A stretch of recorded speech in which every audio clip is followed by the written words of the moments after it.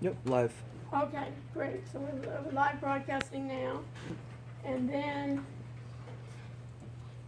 that doesn't look too good, does it? It's kinda like bending. Let me see, do we have another one? No, you can just record it, it'll be fine. Okay, just record, and then, put it on the, Yeah, check on. I don't know, would it be better having it, I'm just thinking, guys, would it be better in the corner here? And we could use this is okay? That was that. Yeah. What view are we getting from here to there? Because I'm gonna be sitting here, and then, Yeah, it's good. This works. Yeah. oh, that's working? Okay, great. What else do we need? Thank you, Matt. Yep.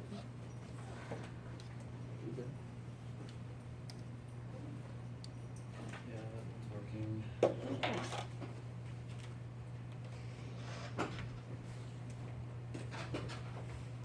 So here, and then we need to click up here to see what's okay.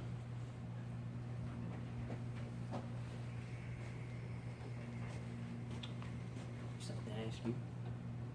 Okay. Ask while I'm getting this set up. Sounds good. Okay. At 7:45, there's a little business fraternity like meeting Uh-huh. up, like I think it's just like above this floor. Uh-huh. I need to show up and show face and shake some hands, Uh-huh. and I should be back before class is over. Okay. Does that work? We'll be, who's in your group? Allie and Ryan. Okay. Do they know what's going on? Yeah, they know. Okay, so come in and out quick so that way we can, Yeah. Sounds Okay. good. Awesome. so what is it, at 7:45? So maybe let's do this, remind me, and then maybe we'll take a break.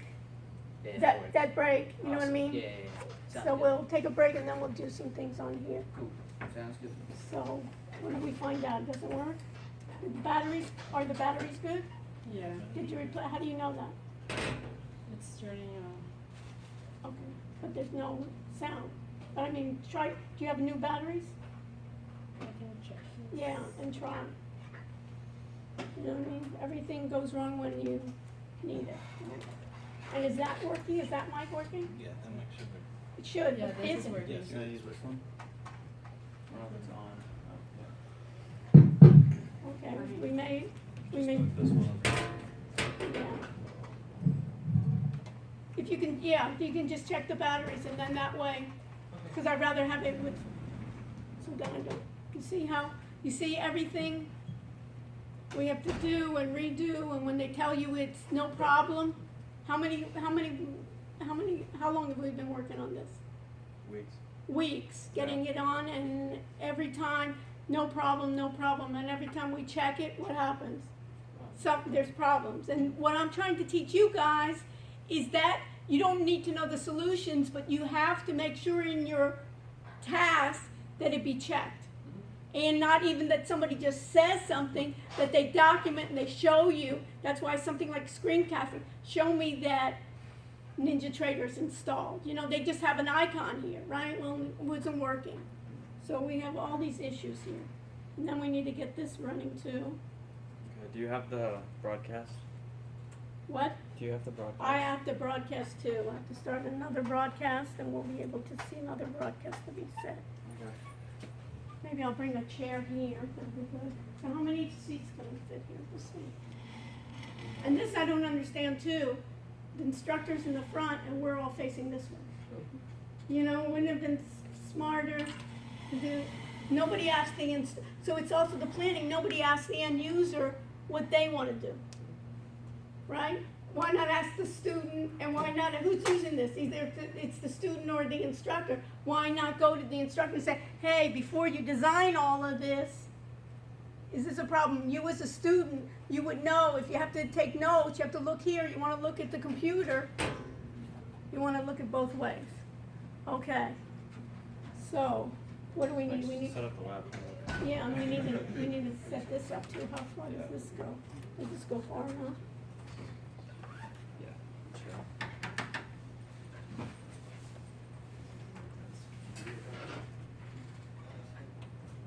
Do you want to connect the audio to it? so I guess we could, but you think that'll help? Let me just try. Should I switch it? What, let me just first, let's see here.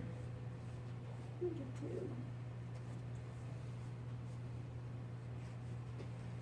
And then we can kind of see, you wanna try here, we can try to see if Ninja Trader 7 and 8, try Yeah. to load 7.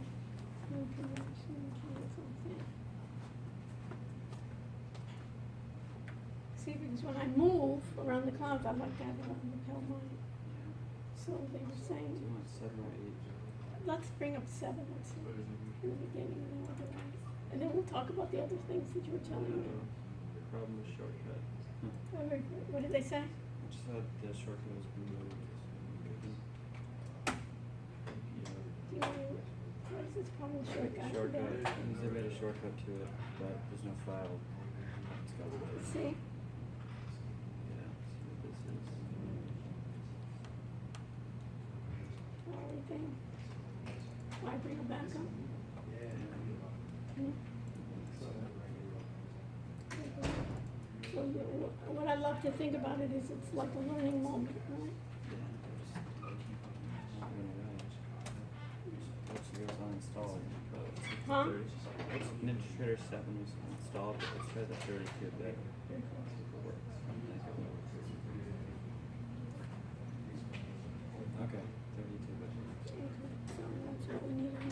So in the same way as here, we gotta just check here.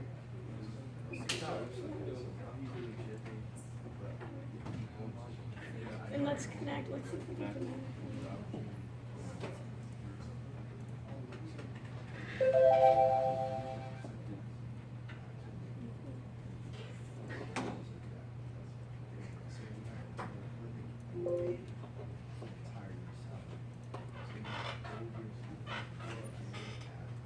Just on my computer.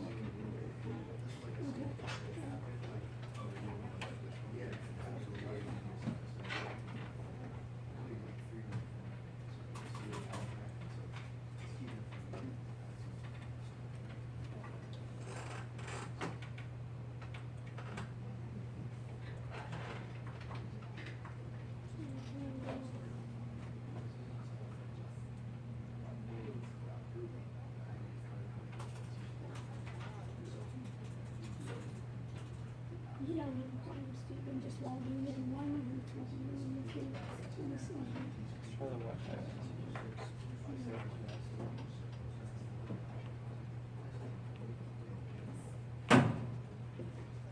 Switch is down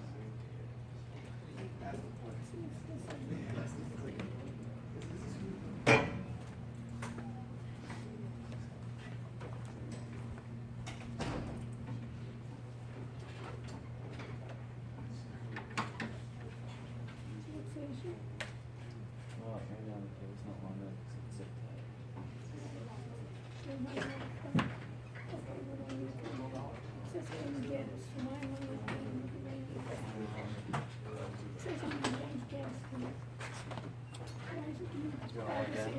Huh?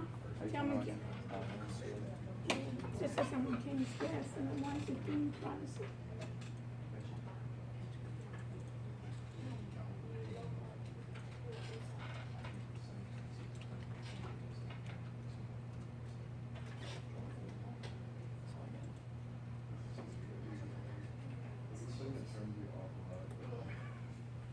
So, should have Wi-Fi now.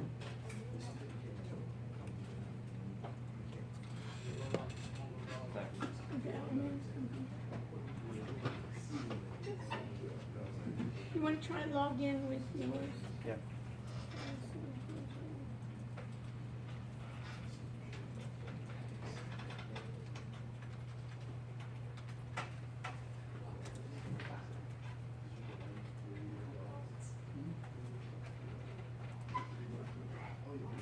Is there a copy?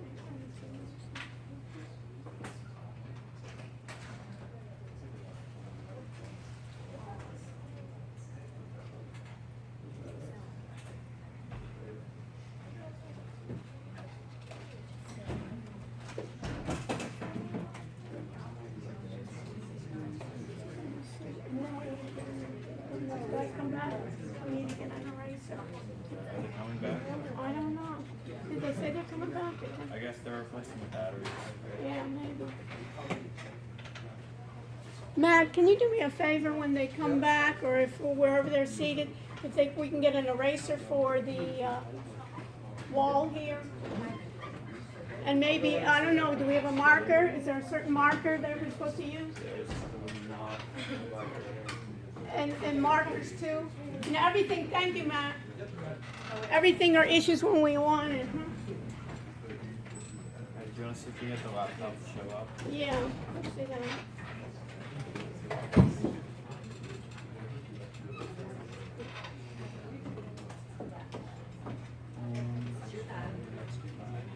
What?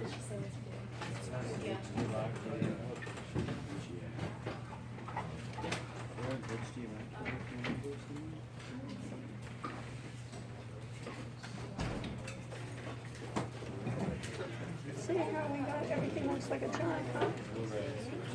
What?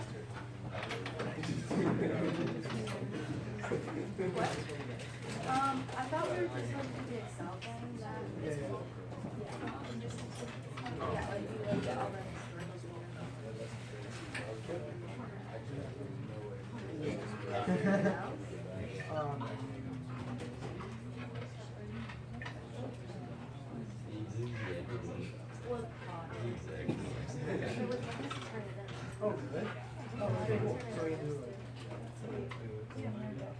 Would you find the information for what I was on my board?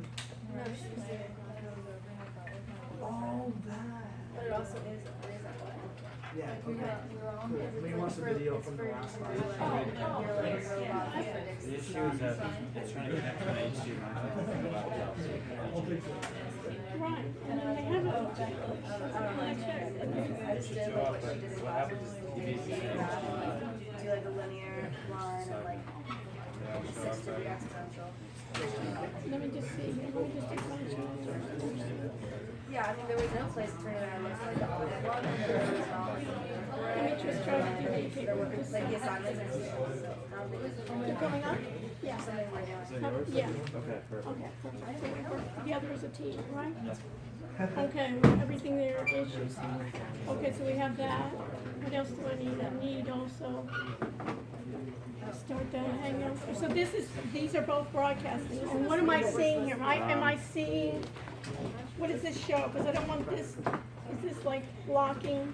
It's not blocking you, No, it's not, No.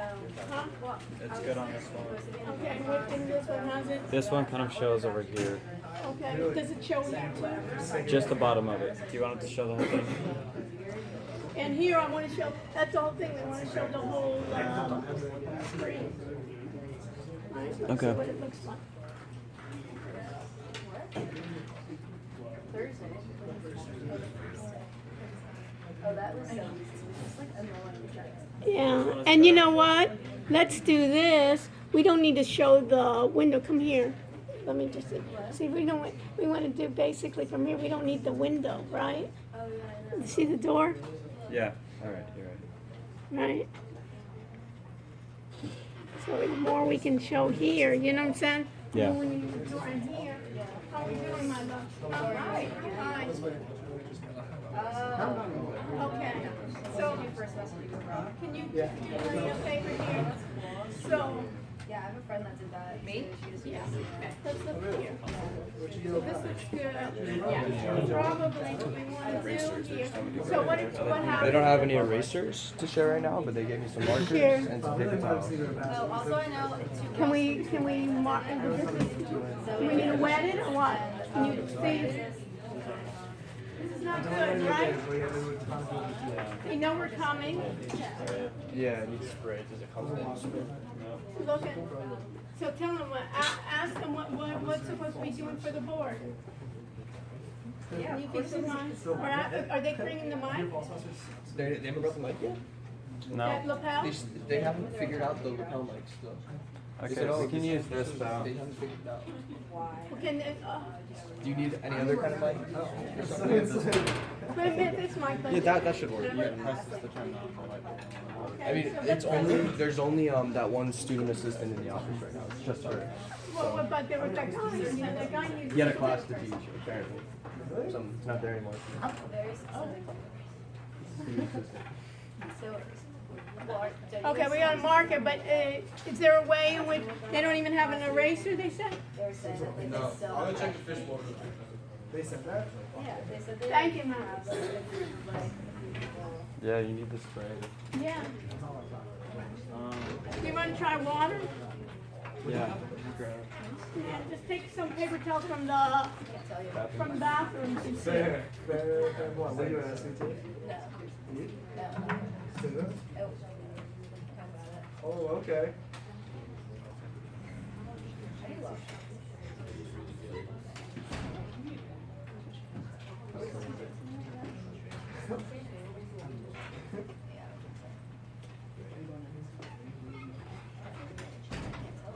How many people are you in?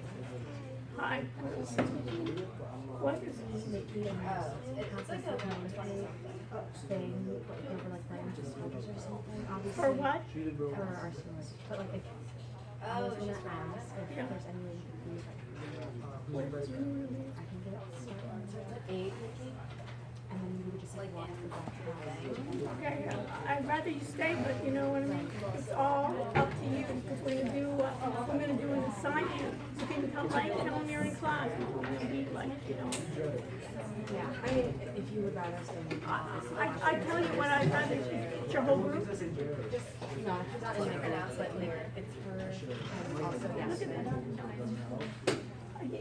I would prefer, but you know what I mean, text them, tell them that you're in class and you have to support the assignment. You know what I mean, and then I'll try to end early, but just text them and say, you know what I mean? Because Yeah. If it wasn't, you know, the whole reason we're staying in the lab Right. is because it's important, otherwise I'd say, go ahead.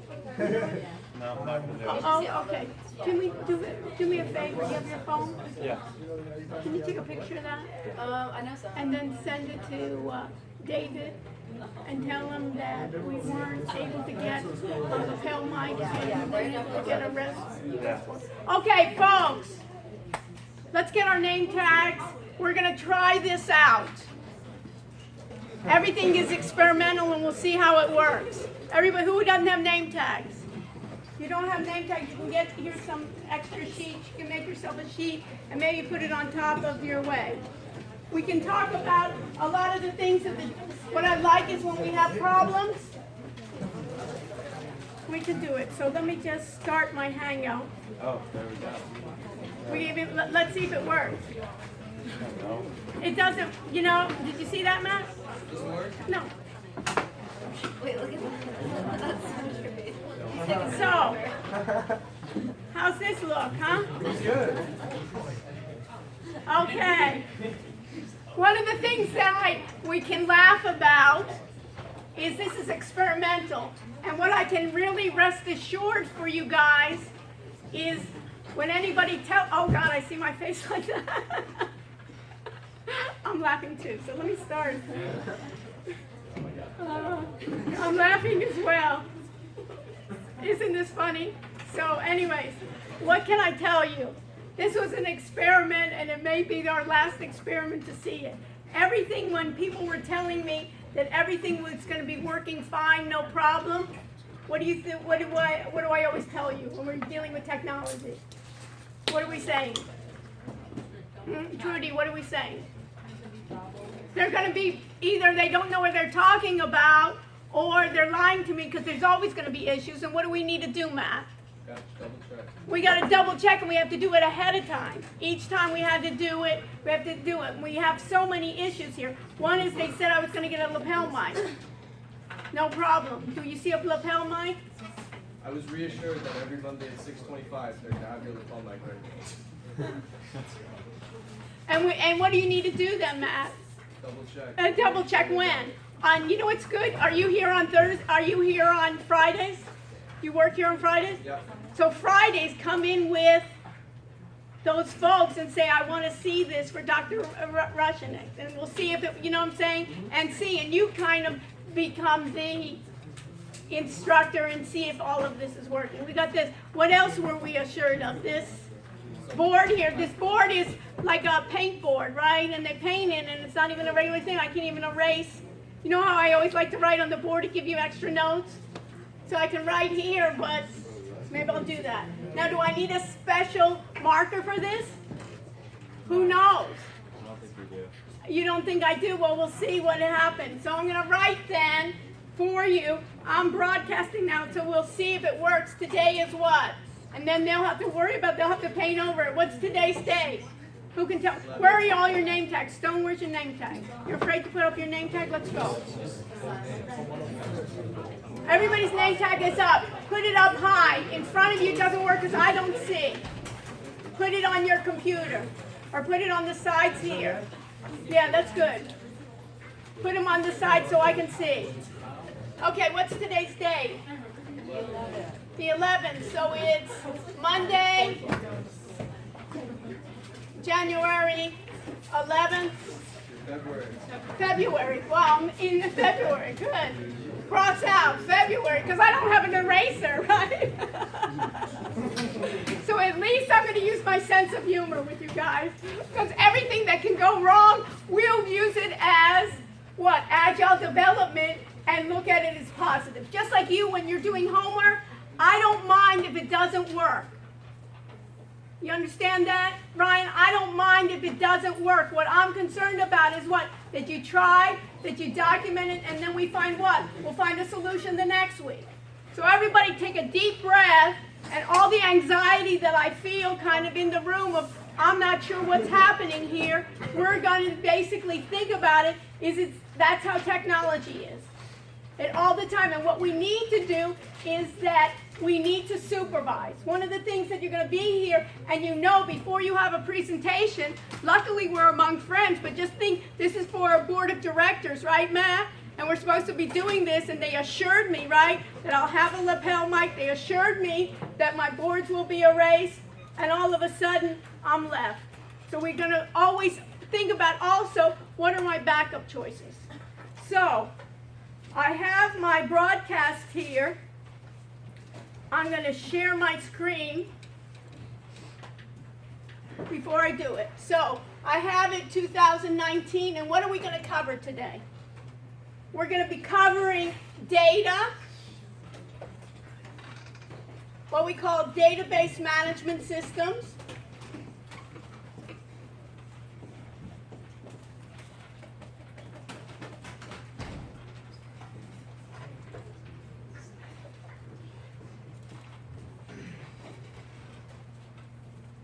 We're going to be talking about big data.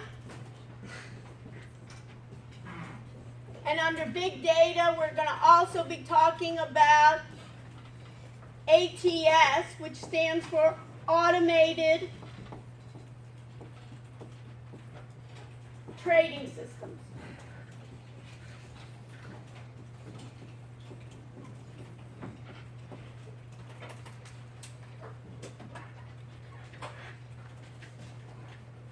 And what do I do in the beginning of every week? What do we have every week, Sarah?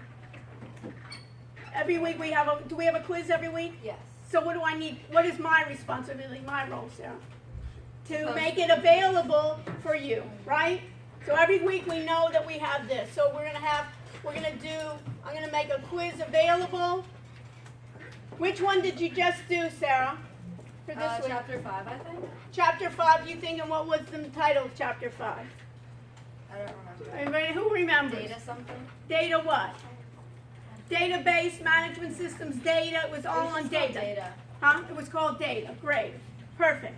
I need to be a little taller. You see how it cuts me off, right? So next time we'll have a little stool. I'll have a ladder.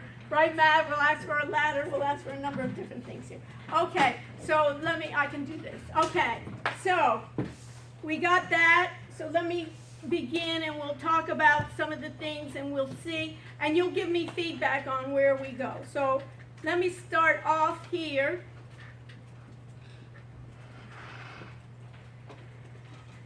And I'm going to go to Blackboard and you go to Blackboard too.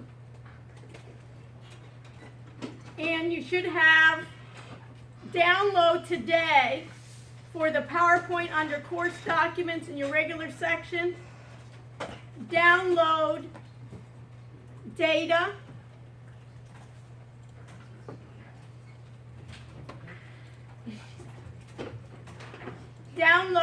automated trading systems, big data science, PPT. So let's do that. And let's open it up.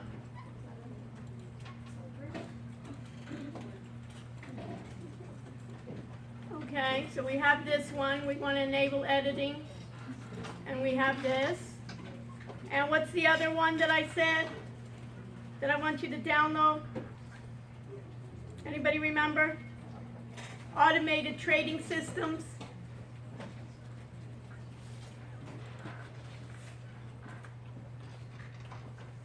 And we'll upload this and we'll do open. Now, do we have lights here? That matter. Lights behind you? No. Yes. Can you just run down each download? Yes. Are there any I think lights? they're over there. Is that out there on the panel? Where? That big screen on the wall over there? I don't know. I see so many things here. If you can come and look. You see lights here. Yeah, they should be on there. Do you want somebody do that, Alex or something? You want to see if we have some lights here, if we can dim them? Okay, so I need to know, somebody was asking me what you needed to download. When you have questions, please stop me. Okay, Ryan? So please. It's back there. It's back there? Yeah. Check. Stone, I appreciate you roaming around. It's just a rough guess. I don't think so. You think so? Oh no, was there any lights here? Hmm? I turned off once before. Really? I forget if it was this room. Maybe the room, okay. So maybe ask somebody in the other room, if somebody in the other room knows it. Okay. So you were asking me, Ryan, you want to download the data and the automated trading systems with in-course documents of your regular section of PPT. Did you find it? Course documents, PPT. You want to download data and automated trading systems. You got it? So far, so good. Okay, so we got that part. I'm going to go to assignments. And under assignments, you should have available for you Chapter 1, TG1, which is hardware, TG2, which is software, right? And Chapter 5, the data. And now what do I need to make available then? Who can tell me? What do you think? Who can tell me? The next one, which is what? Chapter 4, right? Which is security. So I'm going to edit the test options. I'm always, instead of just make available, I'm going to see what we got. It says quiz, Chapter 4, security. It says open test in window. Make available to students. So Stone, what should I do? Make available, yes. Yes. I click yes, and then I make sure. Do you have 2 attempts? Because I want to get. You want 1 attempt or 2 attempts, Stone? 2. 2. Okay, so Stone decided for the group today. 2. And then what do I need to do, Stone? You're on a roll. Submit. So what role do I have? So here, I don't see anybody's names here on this side. Yeah, so I need to see it, not you. Hopefully this side of the room isn't Alzheimer's victims and you remember your own name still, right? So in this case here, that we have it here. And you can even put it right there. Yeah, Nikki, right there, perfect. So I can see it, and those in the back room. Now, when we develop information systems or when we develop technology, what's the first thing we want to do? We call something agile development. Put it in your notes. Agile, A-G-I-L-E, and I'm just going to use the word dev for development. Who remembers what that means? Raise your hand if you remember. And if not, what should you be doing? Yeah, right. So you can be using this machine or your own machine, we'll see. So what do we got? What is agile development?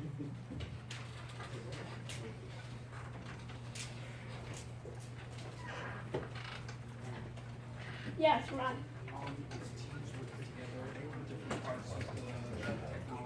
Right, so it's teams working together on different parts of technology. Do we have name tags here? After Noah, right? We're in the corner here. Okay. Teams working in different technologies, and basically this is what it is, folks.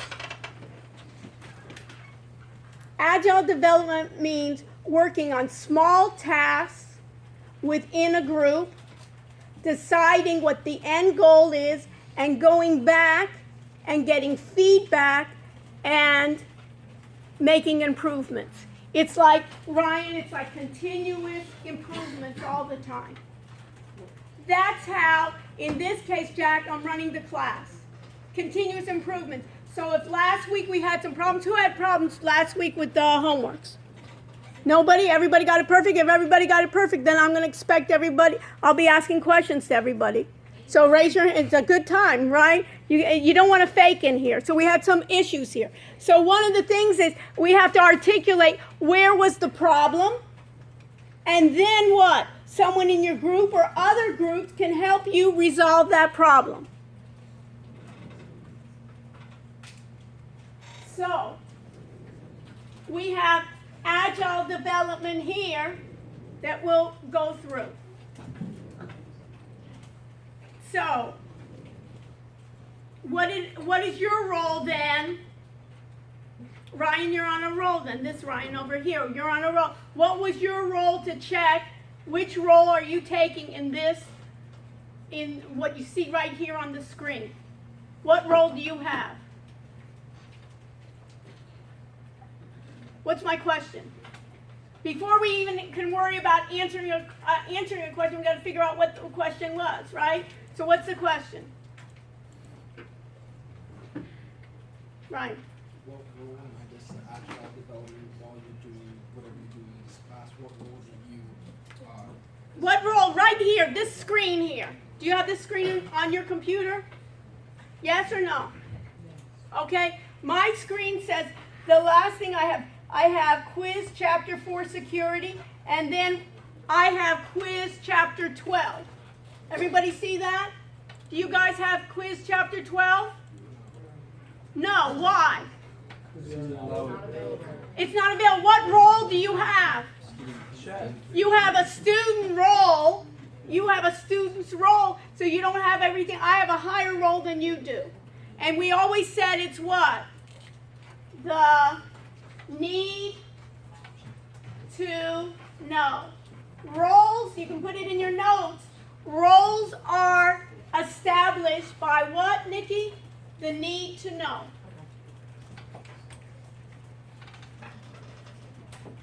Just as if I asked Matt in the back, do I need to know his grades for this class? Yes. Does he need to know his grades for this class? Yes. Does he need to know everybody else's grade? No. Do I need to know Matt's grades in his other classes? No. So I don't want to have access, and I shouldn't be allowed to have access if I don't. It would be different, Matt, if I were your advisor and I need to know maybe what you've done the year and advise you how you know, which math you should take, how you've done. That is across the board in technology, the principle. Need to know. And what gets violated many times is what? People gain access for their need not to know. Think about supposedly, the Russians came and attacked our election system. Were they supposed to have that? It wasn't their need to know, right? So they should be restricted or whatever laws are in place. So everybody with me. So what should your role be, Stone, is that you should be able to see, did I do it correctly? Do you have for next week? So put in your notes now. People were asking me, right? I'm not sure what is due for next week. You know that usually a quiz is due. Which quiz is due, Ryan? This is Ryan. Which quiz is due for next week? Chapter 4. Chapter 4. What should have been done for this week? Chapter 5. Chapter 5. Okay? Everybody with me? So we know we have one homework assignment is doing the quizzes, and we usually have those quizzes every week. Got that?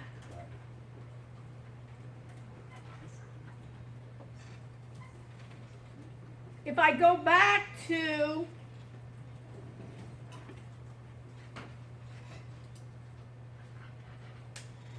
my PowerPoints, right? I have chapter 5. Let's just go over chapter 5. You were supposed to try to do this from, it's called Data and Knowledge Management.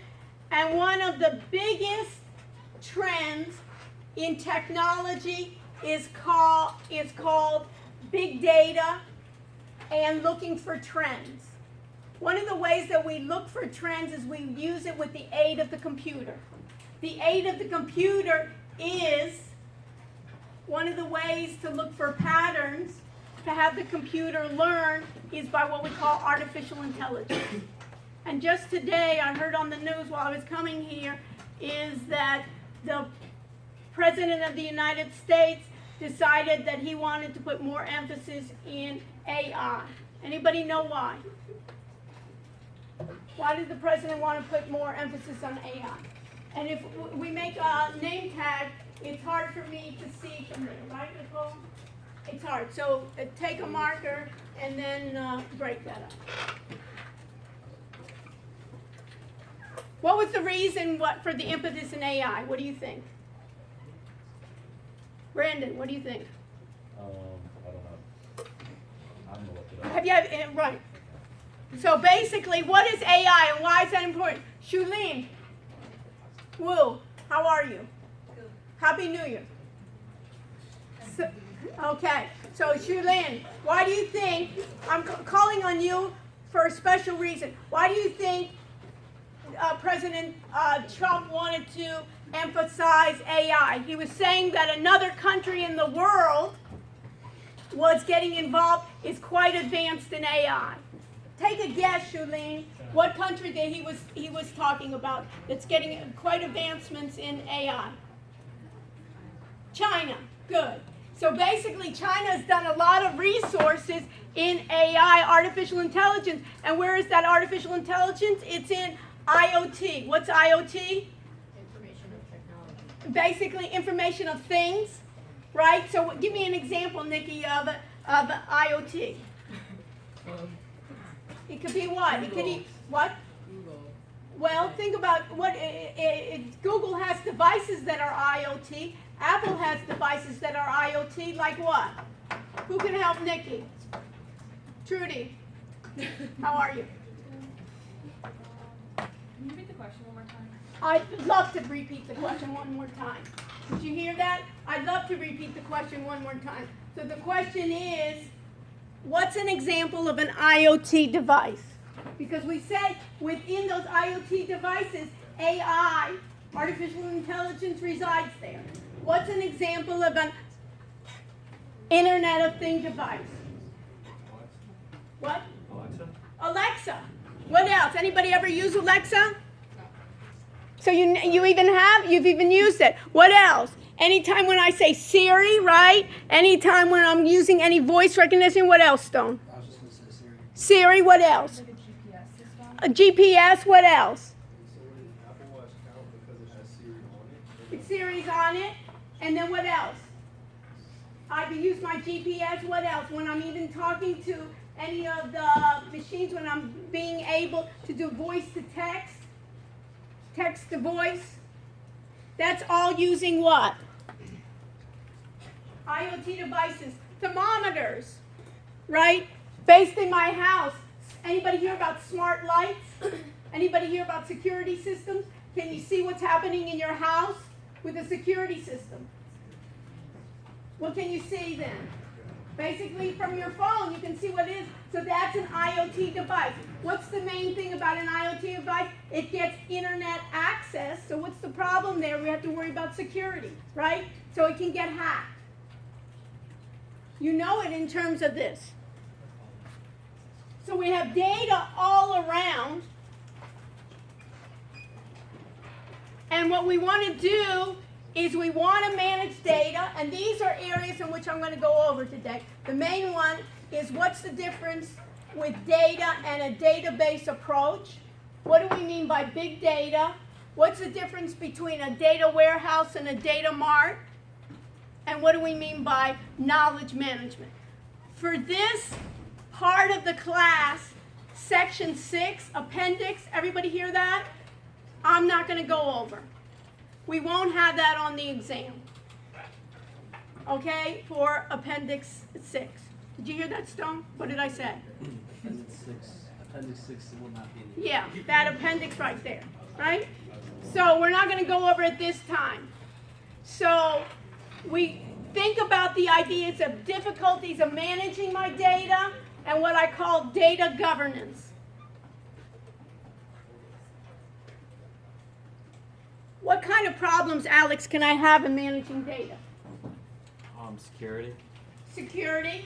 What else? maintenance, takes up a lot of space. Maintenance. Let's say, Alex, he's done so well, right? Your major is partly computer science, right? So I'm going to have those of you that see here, I asked Alex especially to help me with these classes since he has computer science degree, right? It's a good idea rather than sitting here and listening that he already knows what open source is. He already knows something. Why not he be like a teaching assistant, right? Why not use those capabilities and he can learn more and he can learn how to manage and he can learn how to teach. So anybody, we're going to talk about it, that when you're getting stuck in groups, right, and you're having issues there, I've asked Alex that you can, Alex, what group are you in? Group number? Yeah, you know? I don't. What's your last name? Luce. Luce, L-U-C-E. So Alex, you can see he has his phone number there, right? And you can see what group he is. It may be a good resource. Right, Jerry? Right. So, we're talking about the difficulties of managing data. Let's say Alex done so well and he does consulting jobs and he moves from, he's living in the dorms and let's say he wants to move. Where's a nice place to move in Miami? Any ideas? Where should he move to? He has a lot of money now. He's done a lot of consulting. Where should he go to? Gables Ponds. Huh? Gables Ponds. Gables Ponds. Any other idea? Anybody been to Fisher Island? That's kind of, I was invited there. I don't live there, but I was invited there. You have to go on a little ferry. I didn't like the ferry, you know. I didn't like to be on the ferry. But anyway, so let's say he moves to Fisher Island. What data does the university have on him? Where is his data residing? This is a question for everybody here. Where does his data reside? Katie, let's do this. I can't see that, so mark. Do further marker. Where does his data reside? Where in the university? Pick one place.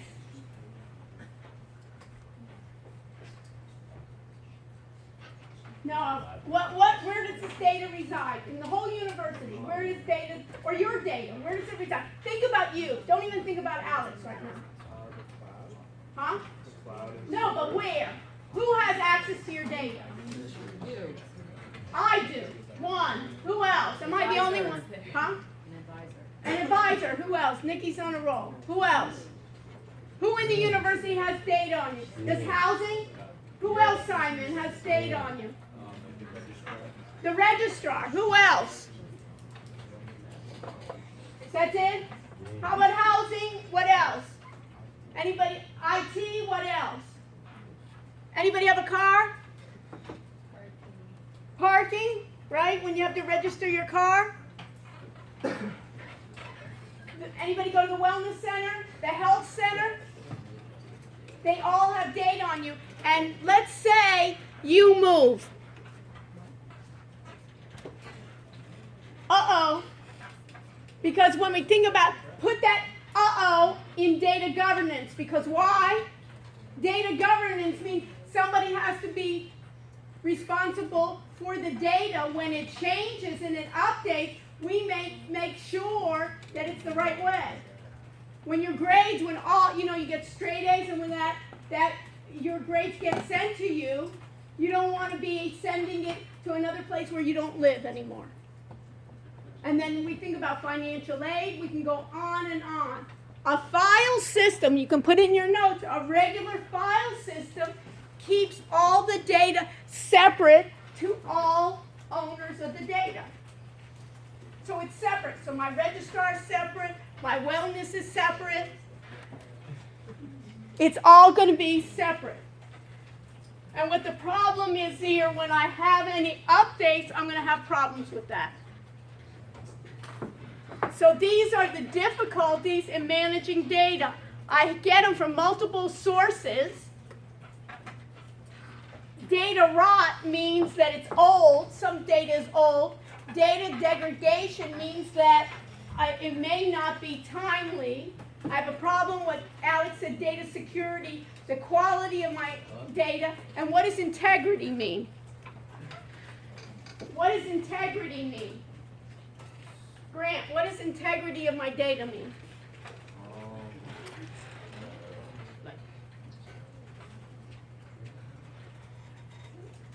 Yes. Like quality. Huh? It's like quality. The quality. To make Think sure about it's it. Has anybody, Grant, has anybody ever said to you, I want to, and have you ever heard the word integrity? Not with data. What does integrity mean to you? That you have integrity. That you like that person, for instance, Brandon, because he has integrity. What would that mean? Honest, what else? That you can rely on him, that you can basically say in this case that it's integrity. So what do you think data integrity means? Trustworthy data. Trustworthy data. That when it says that you have an A, I can trust that you have an A. I'll tell you a story. This story is a true story. I was at another institution teaching, and this deals with roles. What did I say about roles? Is roles in security, not only should I have what? What is the important thing about roles in security? Is what? The need to know. And I was at this university, and we always think about the need to know. And anybody in entrepreneurship or want to be an entrepreneur and start your own company? Who wants that? Anyone? Yes, I have a couple here. So, in this case, you want to start your own company? Okay, good. Where's my marker? Do I have my marker? I don't want to hold my marker. So, if I want to start my own company, what do they always tell you when you want to start your own company? That you should do what? Make your name tag darker. What should we do? What do they always tell you when you want to start your own company? That you should do what? Should start a company about you have no idea about, that you hate the subject. You want to be passionate and you want to do it, okay? So, at this university, it was a while ago, thank you so much. At this university, what they did is a student started his own business. And I don't want to say something like to do this, but let's even use Alex as an example. Somebody like Alex, he says, I want to start something. I know what? I know computers, and what else? I'm a student, so what else does he know? He knows computers, and what else does he know? By being a student. What does he know? He knows basically what are the needs of a student, because he's a student, right? If you were saying write an application for a professor, if you're not a professor, really, you may not know what the needs of a professor. But of a student, he knows. So, he basically started this company. So he says, I know what students like. I know what students want. And what do students want always? When I'm in the beginning of the semester, did I tell you I hate to go to the wellness center? Anybody go to the wellness center and work out? I hate to work out in the beginning of the semester at the wellness center, because I always have students come up to me that I've had before, and they go, Dr. Rushinek, oh yeah, hi, how are you? About my grade. And I swear, I've been teaching many years, and I have never, ever, maybe you'll change this for me, I have never had a student come up to me and say, Dr. Rushinek, my grade. And then the next sentence was, you gave me an A and I don't deserve it. I think you should change it to a C. I've never had that. I've always had what? What do you think they complained about? Or they commented about to me? About their grade. What do you think it was? Brandon, what do you think it was? They they're lower than they thought they deserved, right? So it seems like, Diana, it's what? It's a need of students, what? To what? Try to boost up their what? Grades, right? It's important to them. When I tell you, what do you want? Do you want to earn an A in this class? People say, I don't care. Give me a C, give me a D. It doesn't matter. Very few would say that, right? So what do you think he went into business doing? He knew what? He knew the computer, and he knew that students wanted good grades. And I'm telling you the story because this story was written in the papers. So what was the story? Any guesses? What do you think he wanted to sell? He wanted to service students. What do you think?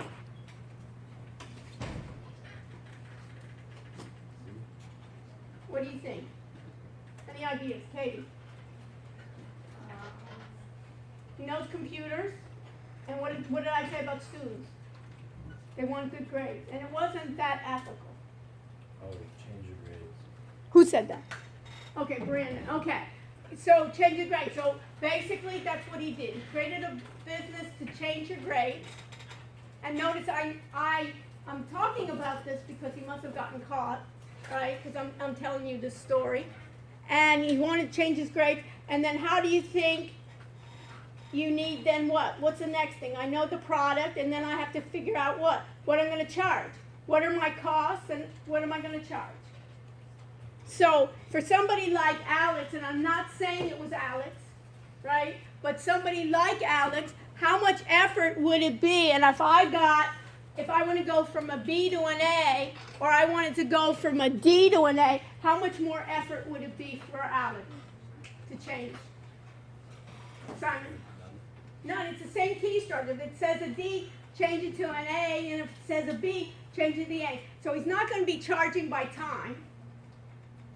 What do you think he'll charge by? Some, huh?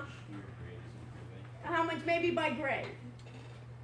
So my question to you is, if I'm telling this story, how did he get caught? Okay, and when you overcharge, excellent, Garrett, and then what happens? People started talking about it. Right, people started talking about it. No controls, no systems that you see, and it's basically got to greed. And anybody ever seen those shows like Greed or something, you know? If you looked at any of those frauds, what happens here? It's basically, people start off with not even intending to be really crooked, and they do it one time, and then they do it the second, and then they basically get greedy, right? We can think about many people in our lives like that. Okay, so it becomes quite greedy here, so you can do it.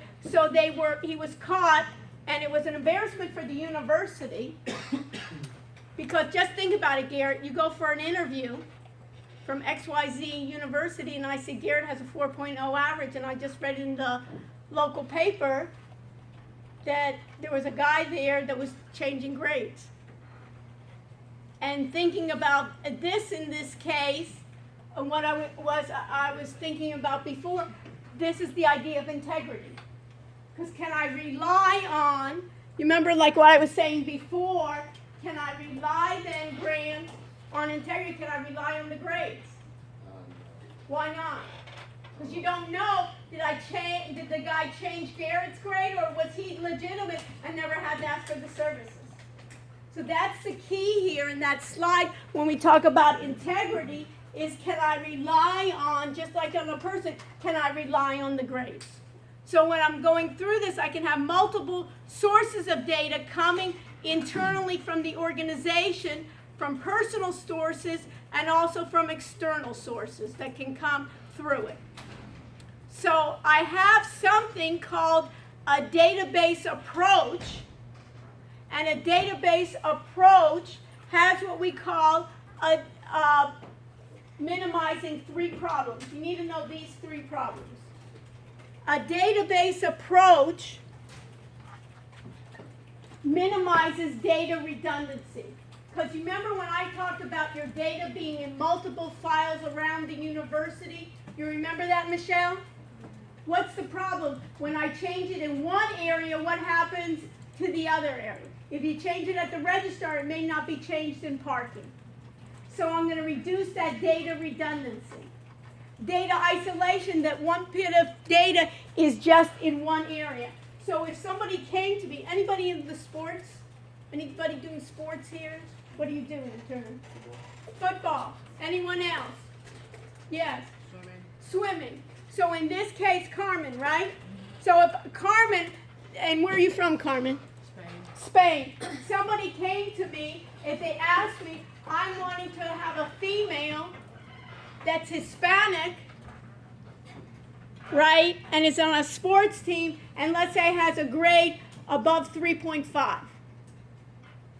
For myself, do I have access to that? In my files, I don't. So if I had a database management system that the data is centralized, then I could then eliminate that data isolation. Do you understand that, Carmen? And data inconsistency is that it's consistent along the web. Any questions, comments? So what I have here is I want to maximize, and put this in your notes here, you want to maximize these three opportunities. I want to maximize my data security, because what I'm doing in a database management system, put it in your notes, is the data is centralized. Instead of having it redundant across the network, it is going to be centralized. So what's the problem with that? I'm going to worry about it. There's just one place to steal all my data. If I put the credit card in your name and all your IDs and all your passwords, I only have to go to one database to find it. Rather than it be maybe your password something else, maybe where you live is someone else, if I want to do identity theft. And then I want to maximize data integrity and data independence. So this is the key for data, data, data. So in this case, this is the hierarchy. I'll be asking you this. We're having an exam. We'll have it a week before. When? Spring break. I don't want you to worry about in spring break that I'm going to come back to an exam. It's better we have it beforehand. So we got to get prepared for the exam as well. So I have the data hierarchy is then combined with this. A bit is what? Just a 0 and 1. A byte is a character. A field. If I have a spreadsheet and I have columns in a spreadsheet and I have rows in a spreadsheet, what is the field? This is a good test question. Everybody hear the test question, Simon? Did you hear it? If I have a spreadsheet, I have rows and columns. What would be called the field in that table? The rows or the columns?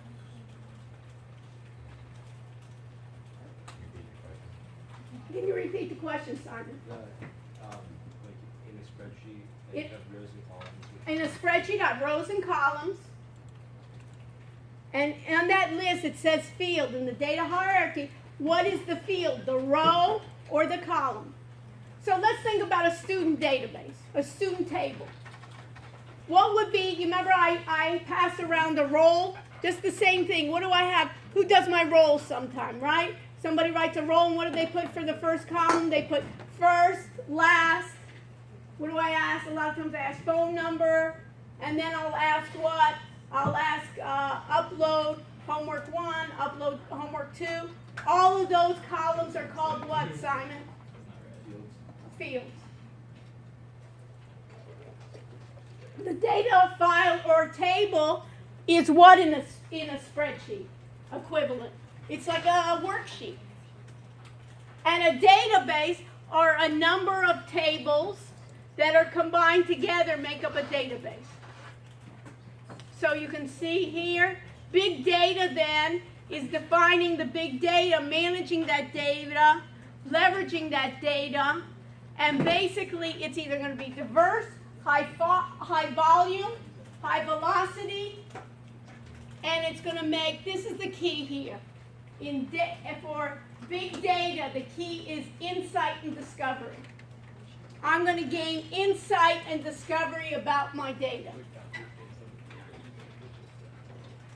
And then I'm going to here are generated high velocity and defining it, and you can see here.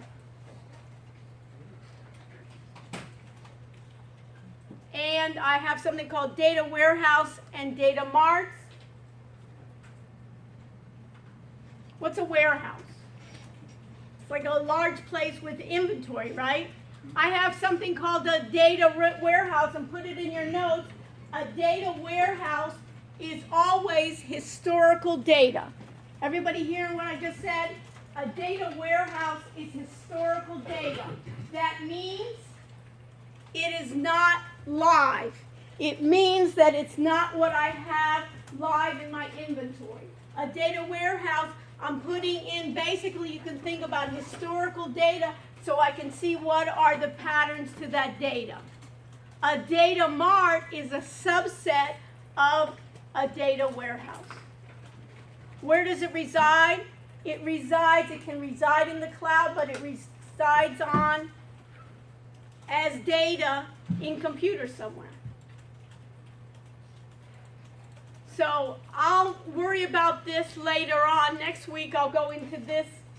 It looks kind of confusing, right? This little idea, but really what you kind of just have to figure out is I have data, I have to clean the data, and then I have to make some hypothesis about the data, and then I got to get the computer to bring me some insights about the data. So this is the data warehouse that you need to know.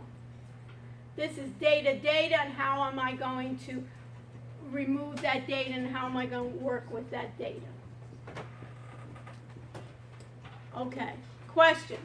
So does that come back to what we were doing before? So the difference between database management system and a regular data file is that a database management system is centralized in one location. My data is not going to be combined together. Questions? So this is the key. And the other part with what I wanted you to know was the other one with the autonomous. Was this slide. Brian, you were asking me which slide it was. It was this one. And this one is not part of your book. It is my notes. Now let me tell you, there's going to be two parts to the test. Everybody wants to know about the test, right, Gary? It's like I'm selling something, and what are the students wanting? They always want to do well on the test, and how's the test going to be? The test is going to be two parts. One part from the readings of the book and the quizzes. The second part of what we're doing for homework and the lectures. So the homework and the lectures, what I'm trying to do is have it come alive to you, and you basically try it out. Will it work every time? No. But you have an idea of getting your hands dirty, basically, and will improve each time we go. So this is an idea in which I'm thinking about the idea of data, using what we call automated algorithmic software trading. And when I'm thinking about that automated software trading, we need to know a couple of definitions. One is, what's an algorithm? An algorithm is a specific set of clearly defined instructions aimed to carry out a task.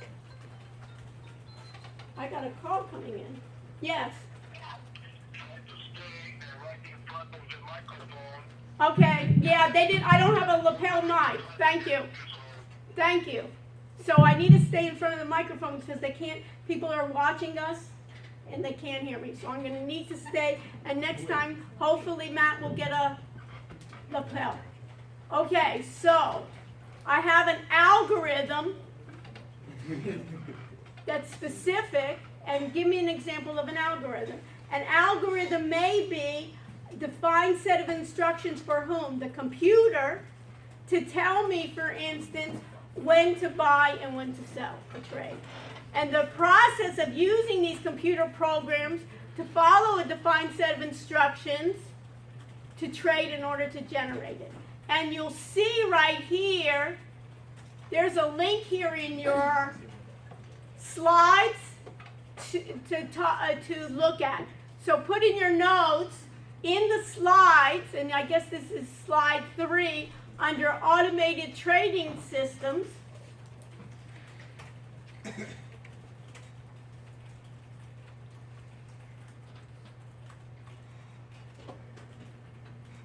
if you click on this in the automated trading system, it'll bring you to Wikipedia talking about automated trading systems. Okay? So it will bring you to automated trading systems. We talked about high frequency trading systems that are carried out by the computer to move in and out quickly. And this is what we need to know for your exam. You remember we were talking about the exam where it's going to be 2 parts? A question for the exam could be on the second part, which will be open-ended, meaning that you will write. Question could be, what are automated trading systems? And what's the difference between a strategy and an indicator? And basically, a strategy combines a number of indicators to allow the computer to trade on behalf of an individual.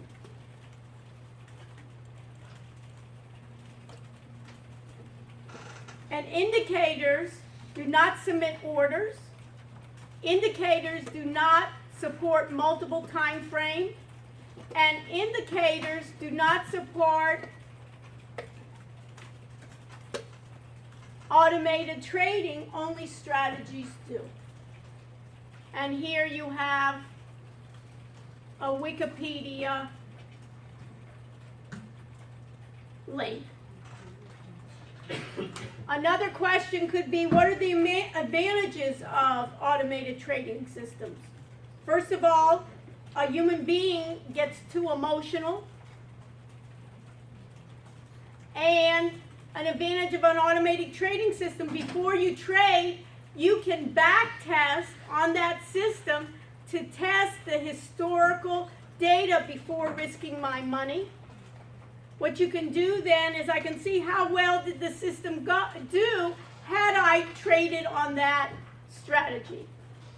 It will allow you to preserve your discipline and trade multiple accounts and various strategies at the same time because it's so quick. Another possible question I could ask you is, what's the disadvantages of automated trading systems? And one, first of all, they're not infallible. Two, what happens if the computer goes down? What happens if my internet goes down?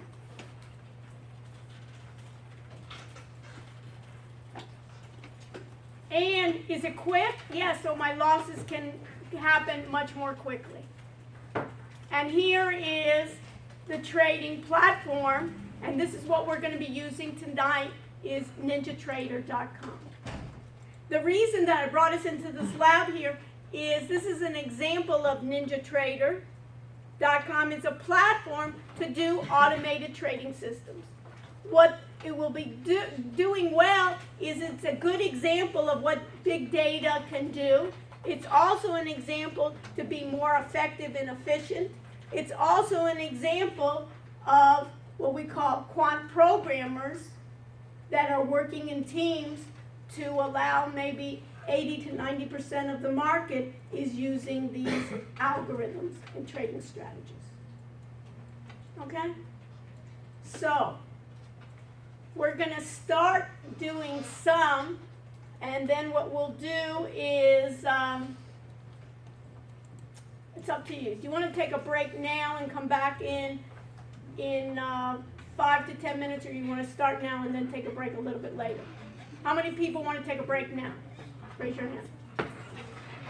Okay, so let's do this. Let's take a short break. Let's get back here by 7:30.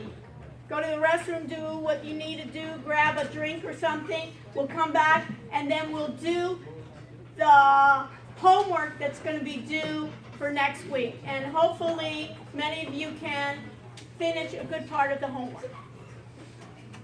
And that's the only thing here. I'll be doing this with you. So let's start at 7:30. We'll come right back here at 7:30, and we'll do the programming, and we'll look at what's programming, we'll look at source code, we'll be familiar, and then we'll take some of the trading algorithm and export it to Excel, and then we can do some graphs with Excel. So let's do that, okay? So let's start back at 7:30. 5-minute break. Okay? And if you have questions, please feel free to see me or talk to someone that you need to, that we can do. Okay? And then we'll see if this works, huh?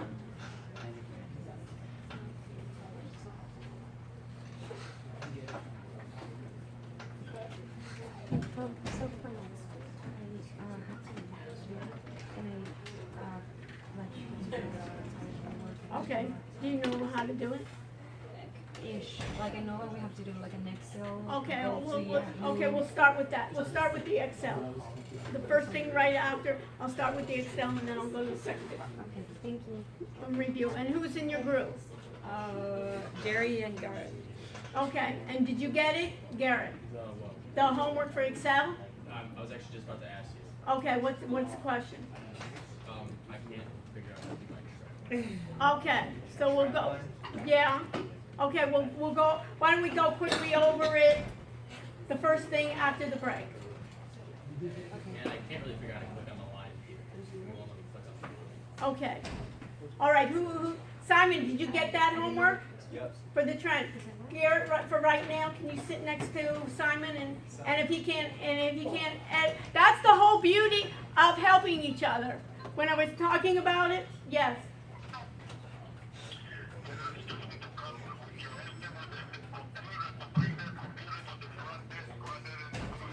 Yeah, well, I'm not going to them right here, thank you.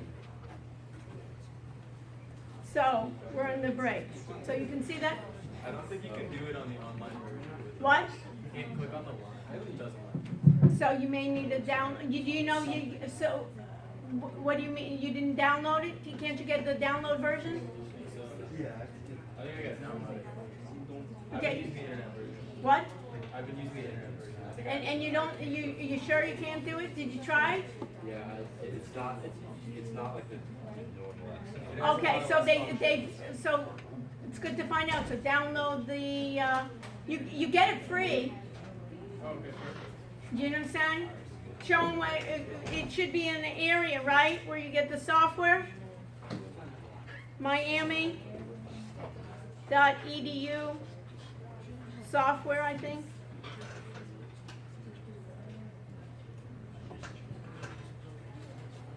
So where do we get the software here? Can you help me here? Software for students. Students. Click learn more. Learn more here, right?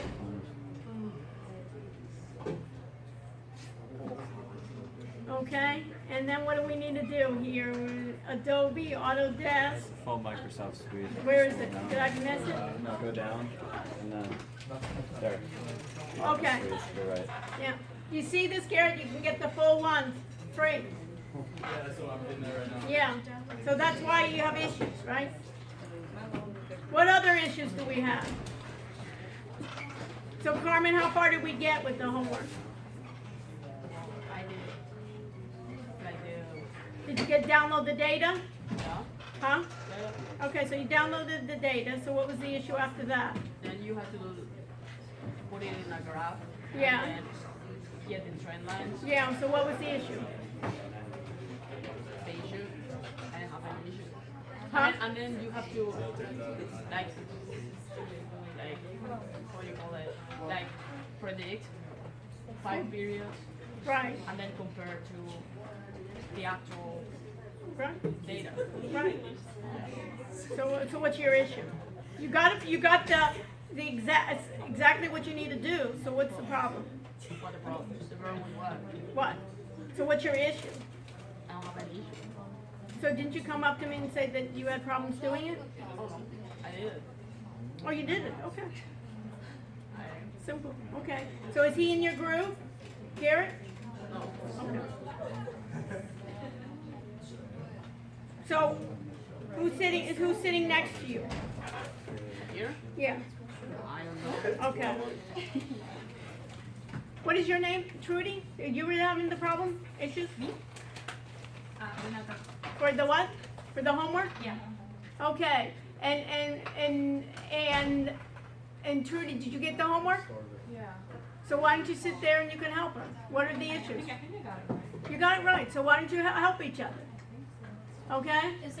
Are we supposed to submit that Excel? Where do we, I looked on both the Blackboard pages. Where do we put it? We'll go over it. Do you want to start? We'll start. Where are the rest of the people?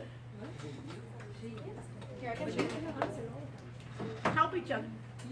That's the beauty. So you just go to Yahoo, find a stuff, go to Yahoo Finance.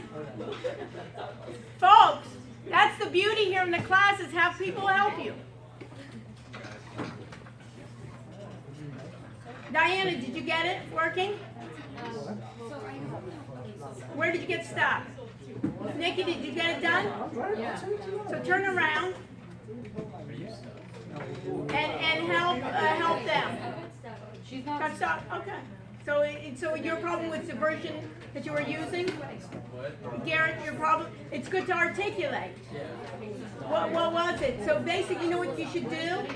Is with your problems, upload it, and then you'll even get recognition. Let me just show you where I need to go.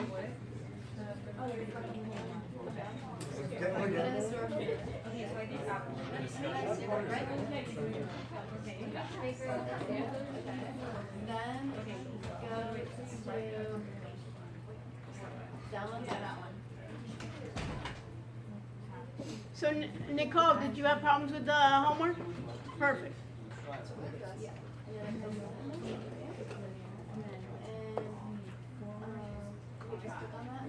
Here, go to A, see the line between A and B, double click right there.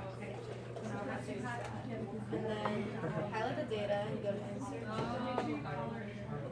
Actually, don't highlight all of them. So highlight date, and what do you want to do? Do you want to do open or close? No, let's do open. Open? Okay. Everybody do open. And go to insert. Right, next one is share. Go to, see where it says chart, the one that says Okay. So Jack, did you do the homework? For next week? No, for, This week? you have problems? Okay. Okay, folks. Okay, click on the down. Stone, you ready? We'll fill my wall. Yeah, fill up your water. Can you do me a favor, John? Fill up my cup here too. Thank you. Okay. Thanks so much. So, how are we doing this? Okay? Fine. All right, let's go. So what I'd like you to do, folks, is find Ninja Trader 7 on your desktop. Professor, do you want to use it on that computer? I'm recording here. Did you get it working on there? What? On the laptop? Is Ninja Trader working? Should be.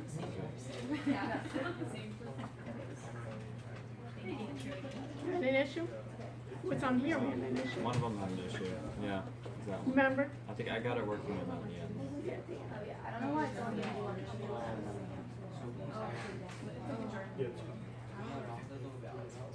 Oh yeah, it's the linear. Did you get this? It's the first thing screen. Yeah, just excellent. Okay, we can add. Okay. More timeline options. And then it's polynomial. We don't actually want that. I don't know why it's not letting me close it.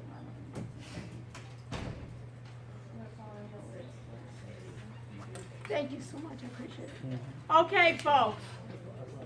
We talked about ATS. What's ATS? We talked about the acronym ATS. Nicole, you remember? Play around. Automated Trading Systems.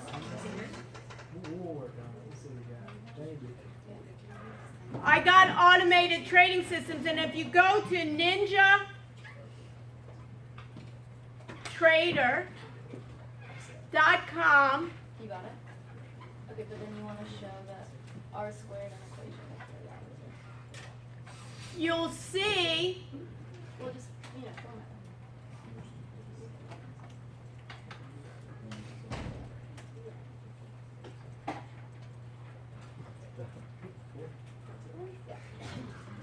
you will see a company called NinjaTrader that is a broker. Also, it does charting, market analysis, and market simulation. It has charts, you can simulate, you can develop, and it has a brokerage firm within it. What we'll be using this platform is for simulation at the beginning, and also looking at source code and seeing how to best use automated trading systems. So, for your homework assignments, I want you to use NinjaTrader. You can download NinjaTrader 7 and 8 on your personal laptops or computers if you have a version of an OS called Windows. If not, you can work in any other computer that has Windows. This lab, and I'm trying to get the other labs, but this lab has this installed, Windows 7 and Windows 8. That's why I came tonight to this lab to make sure that it actually is working. They assured me that all the rooms would have Windows 7 and 8, and do you think they do? No. So we're going to make sure that at least we know this room has it, and hopefully the others will as well. The difference between 7 and 8 is basically 8 is more sophisticated with more functions to it. But what I'm going to start off with tonight is 7, and then we'll move up to 8. And especially those of you that want to do your projects on automated trading systems, I'll show you some more advanced features. But I want to have everybody understand the basic versions of an automated trading system. Okay? So, we did Excel last week where we tried to use forecasting. And what type of forecasting methods did we use? We used what? Carmen, what did we use? Regression, right? We used regression, and we used linear regression. What other kind of regression, Noah? From last week. Polynomial. And what's the difference? Excellent. What's the difference between polynomial and linear? Linear sounds like it's what? A line. And polynomial is what? It's going to be curved. It's not going to be a line in here. And what we want to do, what's our whole purpose, is we want to minimize our errors and be more exact in the future. So, there's nothing up my sleeves. I'm going to roll up my sleeves and we're going to get started. Yes? Should we download NinjaTrader 8 or 7? If you have a Windows machine, download both. Yeah. But we're going to start with 7. So for tonight, you have a Windows machine, Jerry? Yeah. So for the Windows machine, you can download 7 for tonight. Okay? So, what do we need to do then? Let's look at the desktop. And is it in your desktop here? You should see something that says what? Ninja. Let me look. It should say what? Alex, maybe you can walk around and you can help people here. Where is it? It says where? NinjaTrader 7? Yeah, it's right there. So let's try to see if it works. Everybody click on NinjaTrader 7. And maybe you can walk around. Who's having issues? Alex, Alex has done this exercise already. He's going to be doing more advanced techniques. If you have any problems here, he'll help. If you have a problem, raise your hand. What's your problem, Ryan? You can't. Do we download it on these computers? No, they should be here already. They should be here. So should we download them on our laptops right now? If you have Windows, do you have Windows on your laptop? Right. So do you have the operating system Windows? So that's why we're here, Michelle. Okay? If we do have it on our computers, how do we get it? Do you have NinjaTrader 7? I have Windows on my laptop. Okay, so you have to go to ninjatrader.com and download NinjaTrader 7. Or you know what you may want to do right now, Diana, is work with what you have on the machine there. Okay? Does everybody then, what does everybody's screen look like? Do you have what I have right here? Okay. Everybody has this screen, what I have right in front. And you may want to take notes then, because we're going to be doing this exercise and some more exercises next time, and you can use this lab. So it's NT7 we're using. If you have questions, please raise your hand. Now, in NT7, it's asking us for a connection, a username, and password. Put in your notes. We're going to skip that. We're going to skip username. We're going to skip password.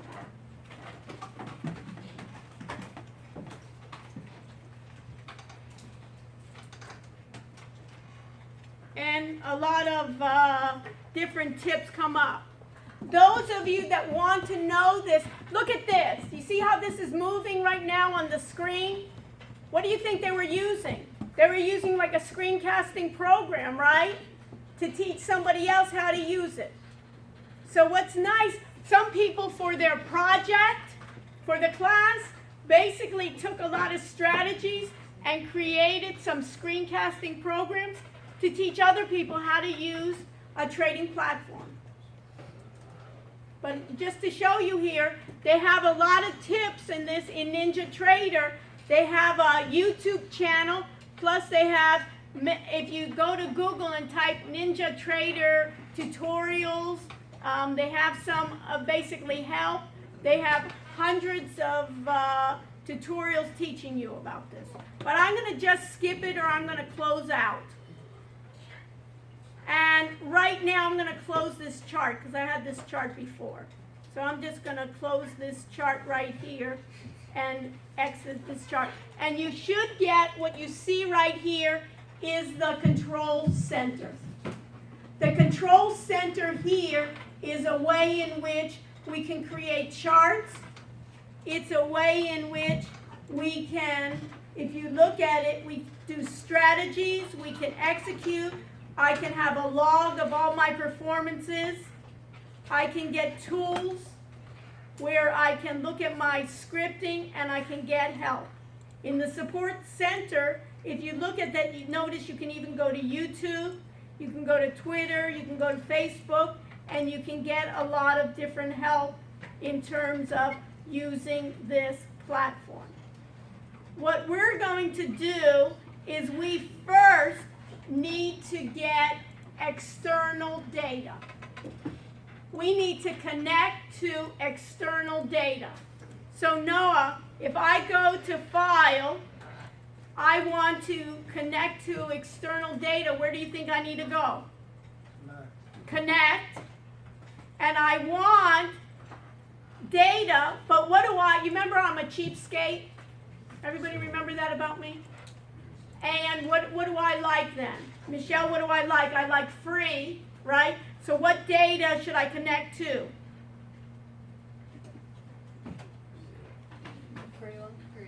Free, kinetic end of day. Now, just so you know, high frequency trading usually is not the end of day. It's usually tick by tick.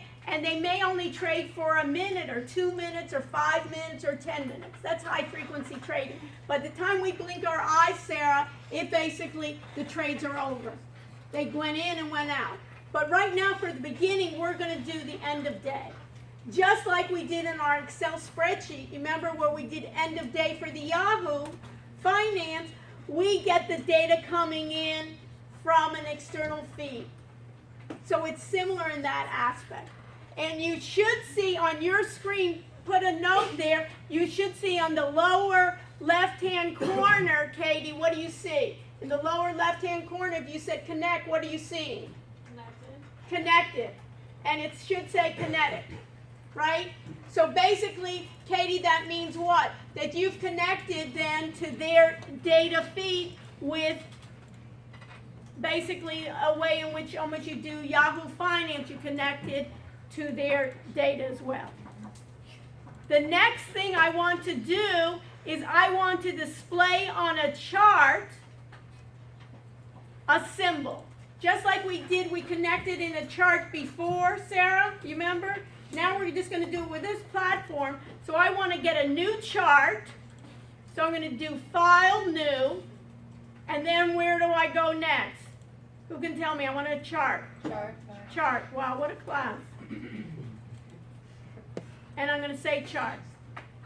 At this point, Jerry, you see where I am? At this point, I need a symbol. I can do futures. I can do a number of different futures, but I can do the S&P. I can do NASDAQ. I can do the Dow 30. You can do any symbol that you want. What did I do last time I used which symbol for my example? Apple. So I have here, I can click, or what I can do is I can type in a symbol. So what you would want to do is each person in your group pick another symbol. You can work with your group, but put a note here that everybody needs to do a different symbol. At least one symbol and we'll do it. But you can work as a group to help each other. That's the whole purpose here with that agile development. Even if we don't get it the first time, Garrett, what happens? The next week we'll get it and everybody in your group will help you. So I have it now as, and you should have it as your symbol. And notice on the bottom, this is a new symbol for me. So what should I press? In this case, Stone. It's a new symbol for me. So what should I press? New. So I should have it then be in the lower hand of the box. It's at the lower end of the box. And I should make sure that on the right-hand side, this in your notes. These are for object-oriented programming. Put it in your notes. There's something called object-oriented programming, which we will do. And what we have are attributes and methods. Object-oriented programming has attributes and methods. Now, under period, you see where it says type for me? Mine says day. How did I download my kinetic data? What did it say? End of day, so this should match. Day should match day. What's on your computer, Stone? Under type. I just changed it, but I think it was. It was minute. Make sure it says day. Did everybody help your neighbors? It should say day. Do you have it, Jack? It should say day under type. You see? And these are all the properties that type can have. So it could go by second, it could go by minute, it could go by day, week. I'm going to have it day.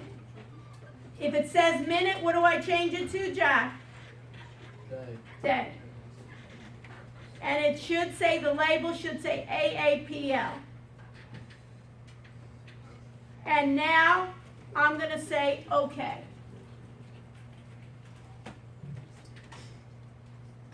this in a way is similar to a chart that you did in Excel, right? Now, if I look at Apple, at this point in the past, the trend looked like what? It was going down, and just at this point, right, that it looks like it starts to go up.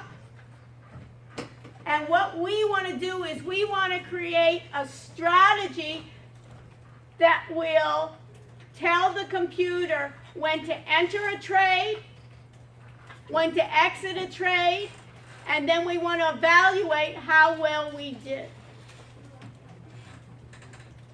So, I have something called an indicator. You remember I have indicators?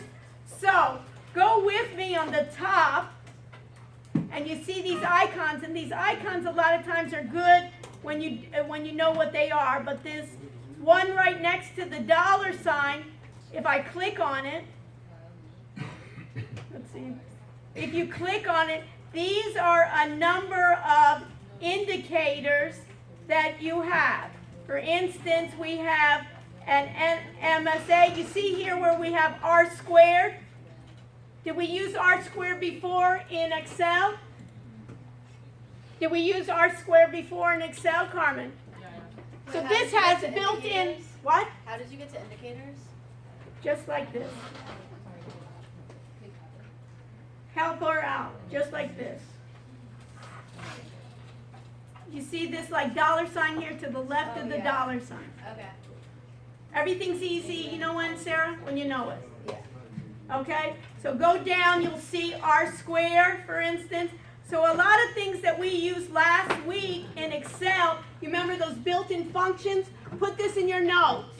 A built-in function in Excel is equivalent to an indicator in NinjaTrader. Did you hear that, Brandon? Yeah. What did I say? You said a formula in Excel is equivalent to A function in Excel. It's different. A function in Excel is equivalent to an indicator in a chart. in NinjaTrader. Perfect.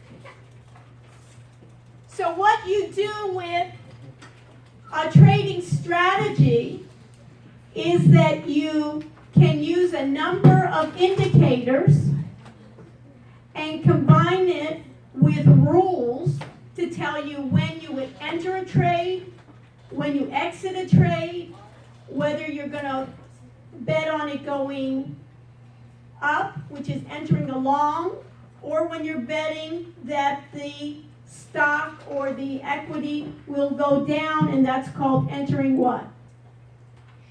Short. All those functions, wow, all those functions, I have to get used to all this new equipment. All those functions are built into NinjaTrader. Even if you're a programmer, you don't have to program those functions that just deal with programming. You don't have some of those enter short and enter long in Excel. You could write it, but you don't have it. So the beauty here of this, you understand that, Matt? So the beauty here is all those finance kind of trading methods that they use over and over again, somebody's written that for you. So what you have to worry about, Matt, is the logic and making sure that you take the best ones. Now, we got the indicators, and let me just show you something else. Based on all of those, we have to the right of that, it says strategy. So click on strategies. Everybody have a list of strategies? Ryan, do you have it?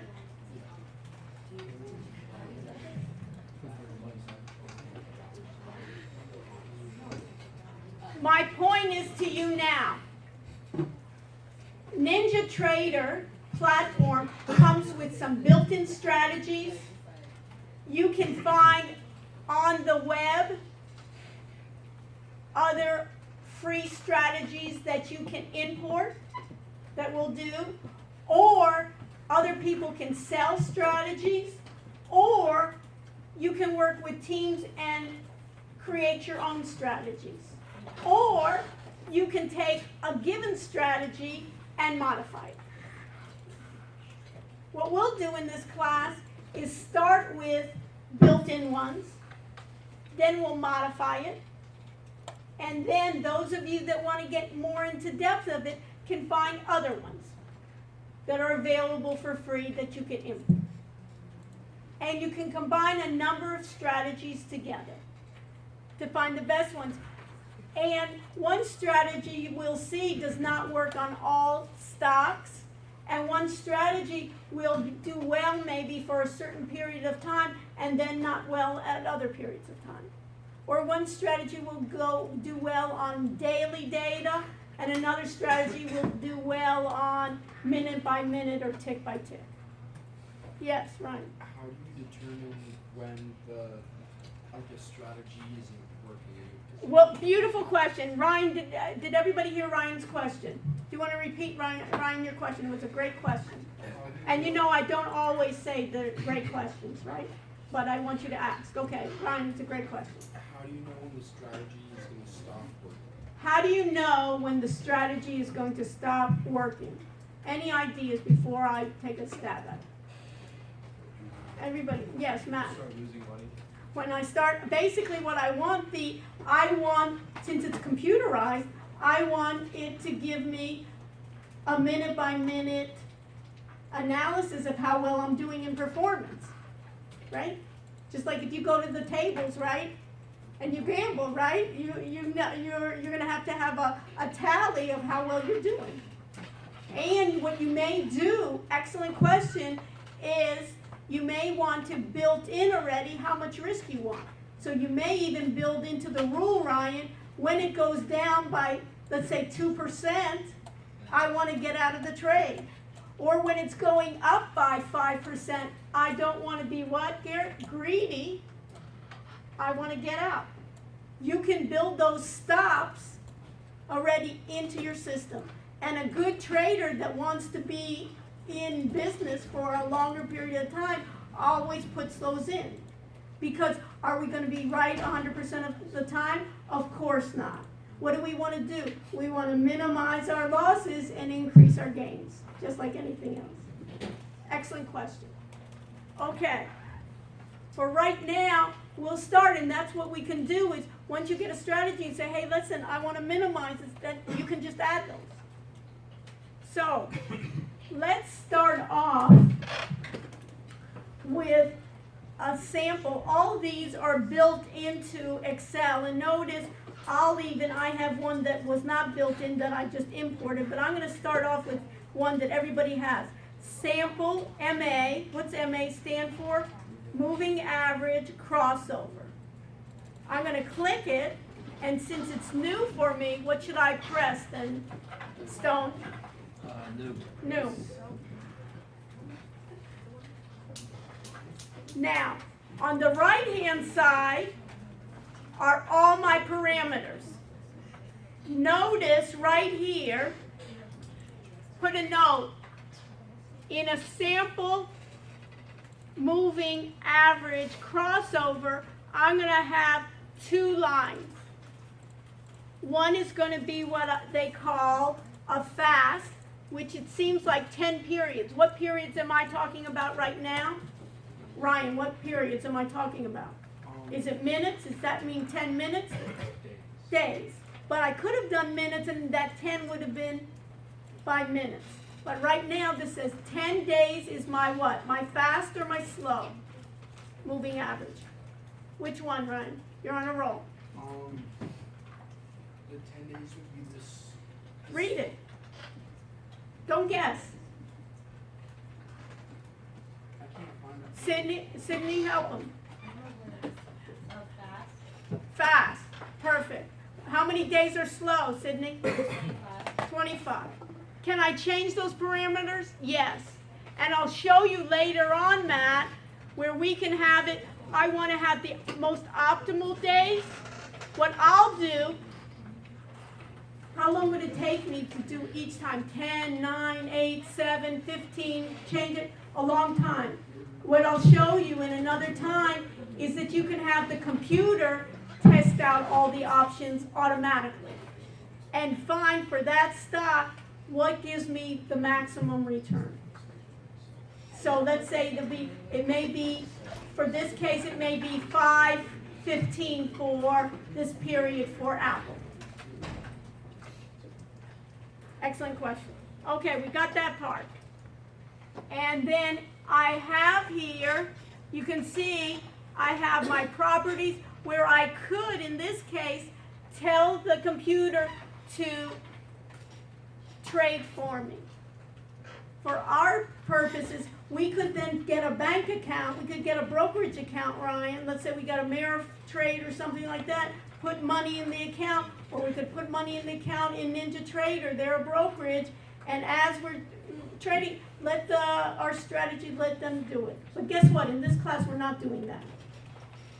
Right? Why? We need to learn how, and basically, I don't want all your parents sending me nasty letters that we had millions and now we have nothing, and we all have to find go to the homeless shelter, right? So we don't want that. Okay, so I have enabled. What's it set to? Sydney, what's it set to? What's my property enabled set to right now? False. I want this enabled, so Sydney, what should I set it to? True. Perfect. So set it to true. And you can see here it says the Apple input series, the label is okay. And I have all friends, and now what should I do? I want to apply this, so what should I press then, Sydney? I want to apply this. Apply. And notice it says, although you have order confirmation enabled, orders generated by strategy will be submitted without confirmation. Meaning, Ryan, that sometimes what I'll do is it won't even ask me to confirm. It will keep on trading for me. Right? At this point, since it's simulation, I'm just going to say, okay, I understand that. And now I'm going to say, okay.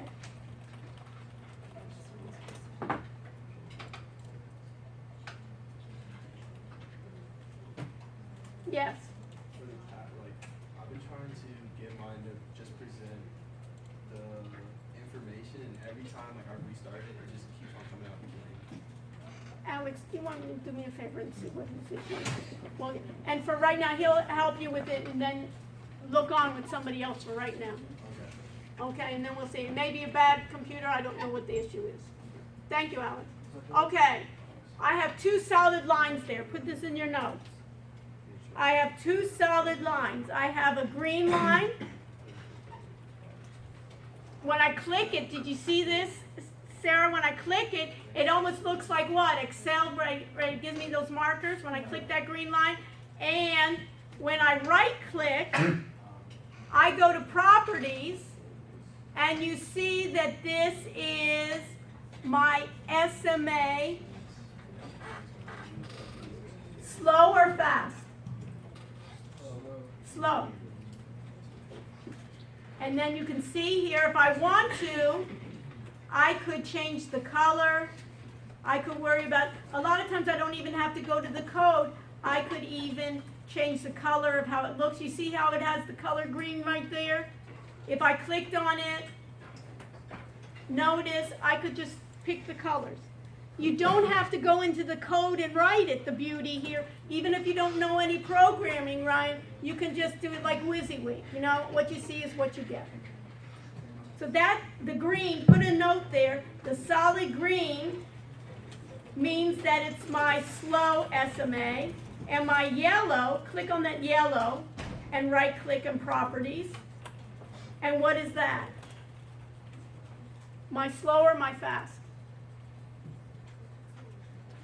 Is it my slow or my fast? Fast. Simple, easy. Now, the dotted line, everybody see the dotted line? The dotted lines are either green or they're red.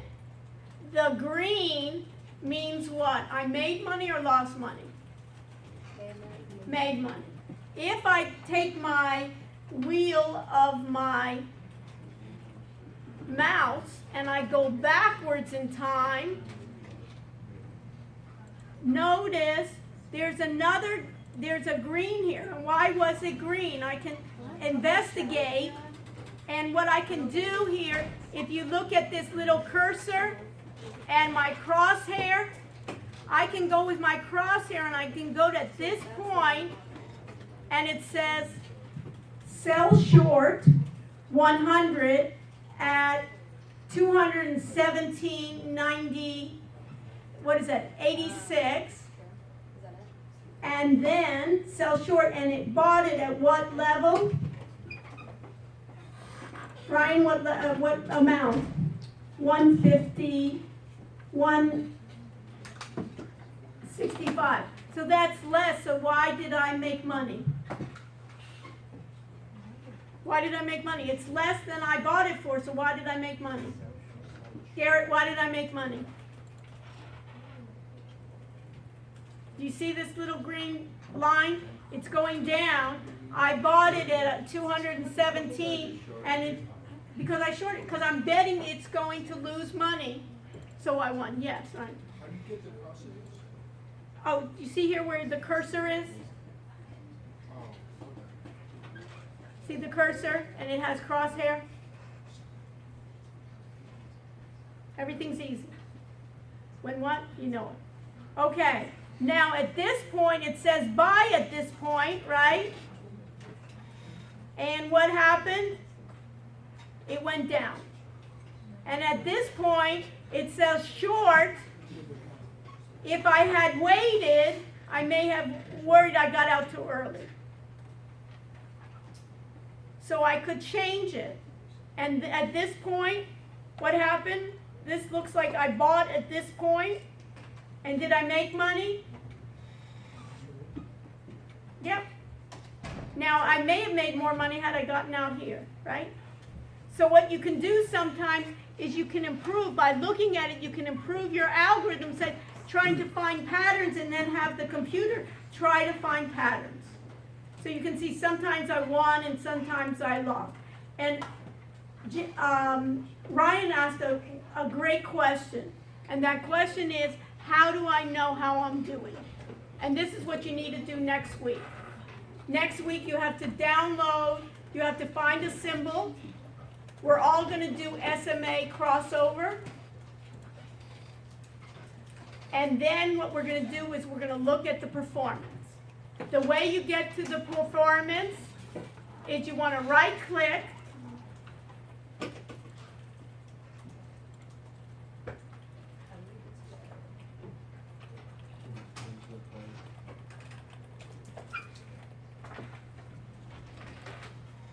Let me just get my cursor back. Let me just get my pointer back. I'm going to get to my regular pointer again. I'm going to the chart. I'm just going to my regular pointer. Go back to your regular pointer. I'm going to right click on the graph. And I'm going to see how my strategy performance was. You see strategy performance, sample MA crossover, and I want to see how the historical and real time is working. Everybody understand? I want to go to the chart. I want to right click. I want to go to strategy performance, sample MA crossover 1025, and go to historical and real time. And you should get a chart. Did you get one, Stone? yeah. How did you, what stock did you use? What symbol did you use, Stone? Apple. Apple. Okay. One of the things is, I'd rather you not for your homework do something else other than Apple, but we can see what it is. Did Apple make money all along in terms of all trades and long trades? Where did it do better? On short trades or long trades?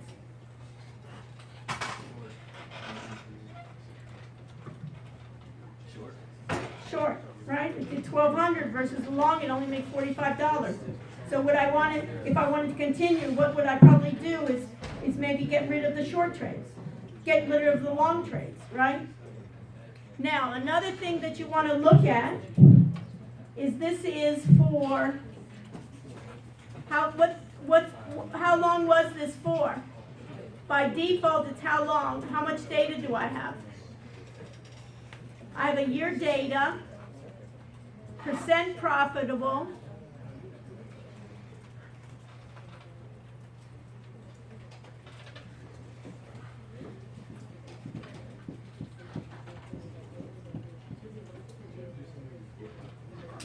and you can see here I got 23%, I got my long trades, I got 25%, my short at 20. My average trades that I did, my average winning trades. This is the area in which I want you to focus in. Folks, put this in your notes. I want you to focus in on the profit per month.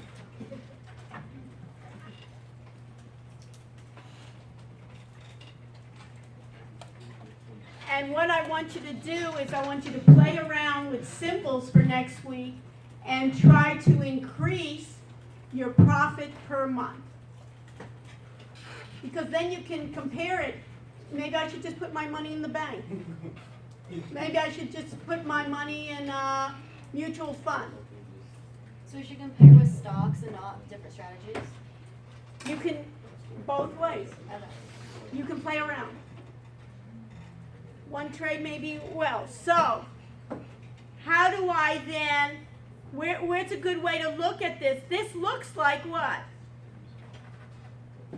This looks like it would be perfect, Sarah, for what? A spreadsheet.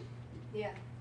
So what do we want to do? Your homework assignment will be to export it to Excel. How do you export it to your Excel? Go to Strategy Performance, and then when you're at the sheet here, right-click, go to Grid, and what should you do? What? Export to Excel. You see how nice they do it, Ryan, that you really don't have to be, in the beginning, you don't have to be a programmer. But what you need to do is you'll be part of the group where you'll have a programmer like Alex, and what the hard thing is to figure out what strategy and what kind of stocks will work with the strategies. And that's where you need to work with a whole team. And that's why that whole area of quant trading, this is where the computer's going to take over. And then the computer then, with artificial intelligence, will be seeing patterns that you don't even see. That's the beauty. Huh? What do you think? And now, then it brought me into Excel. And at this point, what I want you to do is, just like you did in the other part, is I want you to insert a couple of lines. I want you then to put the symbol that you were using. I want you to also put in your name.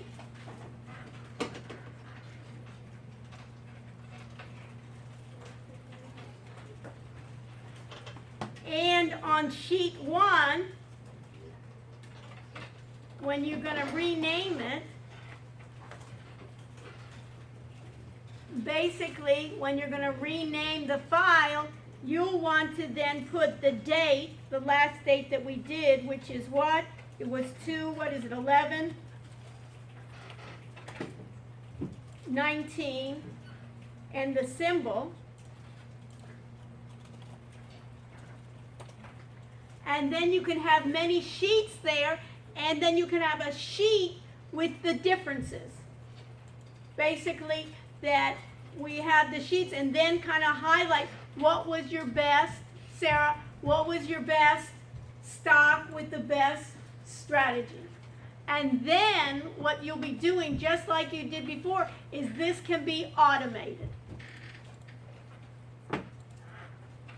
But you need, before you want automation and before you want the computer to do it, Ryan, you have to know what to do.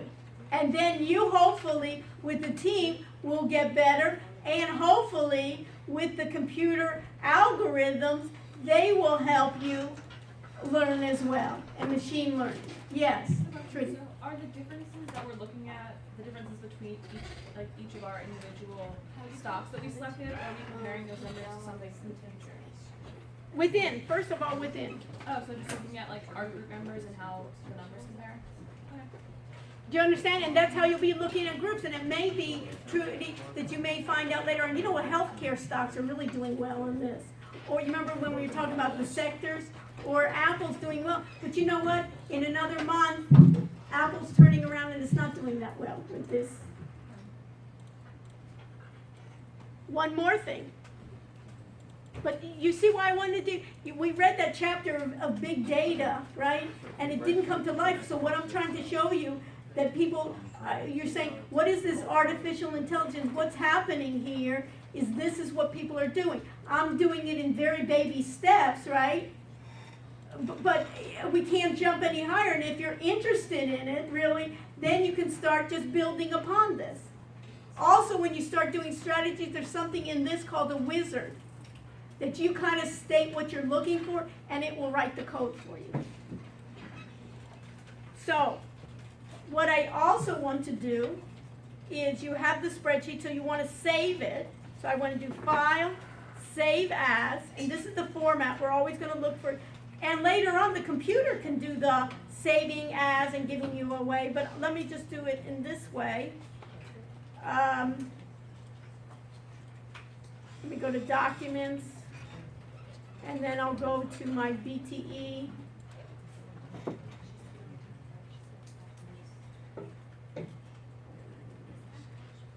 And I'll go to my BTE right now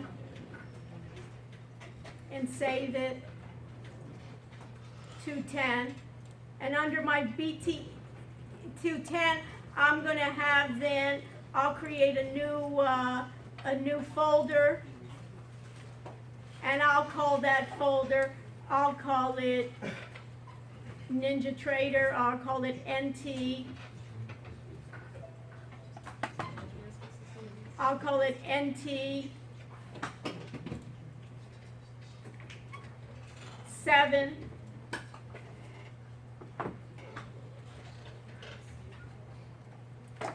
And then within NT7 in that folder, not only Ninja Trader Performance Report, what's wrong with that name? Trudy, what's wrong with this name? First, it doesn't have the date, so I'm going to put in the date 2/11/2019, and maybe I'll even put in a time, right? What time is it now? We're having so much fun, I can't even think straight. 8:15, 8:18 p.m. And then what else do I need is I need to give it the symbol I looked at. I'm going to do then APL. And I'm also going to do SMA, right? And I'm also, I don't need the Performance Ninja Trader, I'm just going to shorten that, Ninja Trader, Perf,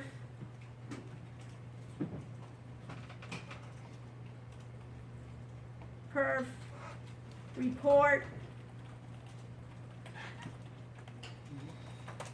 and I'm going to put in my name.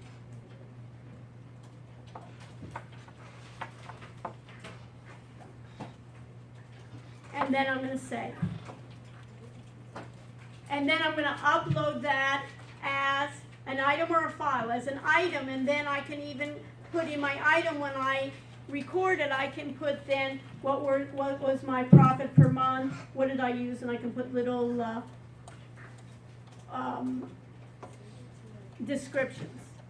One more thing that I want to show you, a couple more things, is what did I have on my Ninja Trader then? You remember, go back to your control center, find your control center. Everybody found their control center? Jerry, do you have your control center? I got it ready. Good. Now I got it. Put this in your notes. In the control center, you want to go to Tools, Control Center, you want to go to Tools, and you want to go to Edit Ninja Script. And what do you think you want to look at? The strategy or the indicator? Strategy, beautiful. And which strategy? Sample MA crossover. Sample, right? Not simple, but sample MA crossover. Say okay.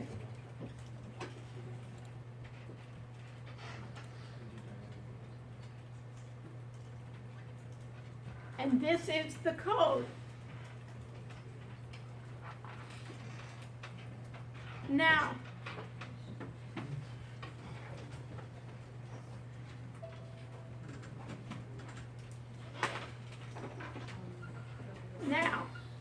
since this is sample, I'll show you later on is they don't let you change the sample. Why? Because they don't want you to screw it up. But later on, next week, I'll show you how you can unlock code and you can play around with it. So for right now, what I want you to do is I want you to copy the code and put it in a text file or in a Word document. And once you have it in a Word document, then what I want you to do is I want you to save that code, and within it, where you see where these, on line 4, and you see line 1 through 4, put in your notes there, line 1 through 4 are comments in source code. This is source code, and all those that begin with those two symbols are comments where the computer does not understand it. It's for human resources. It's for the human to read. And at that line, on line 4, you can put your name and the date. Go ahead and copy it to like a Word document, and you can save it as your strategy sample MA crossover with your name on it. And this would be a great test question. Given this code, for instance, who can tell me what line 38 means?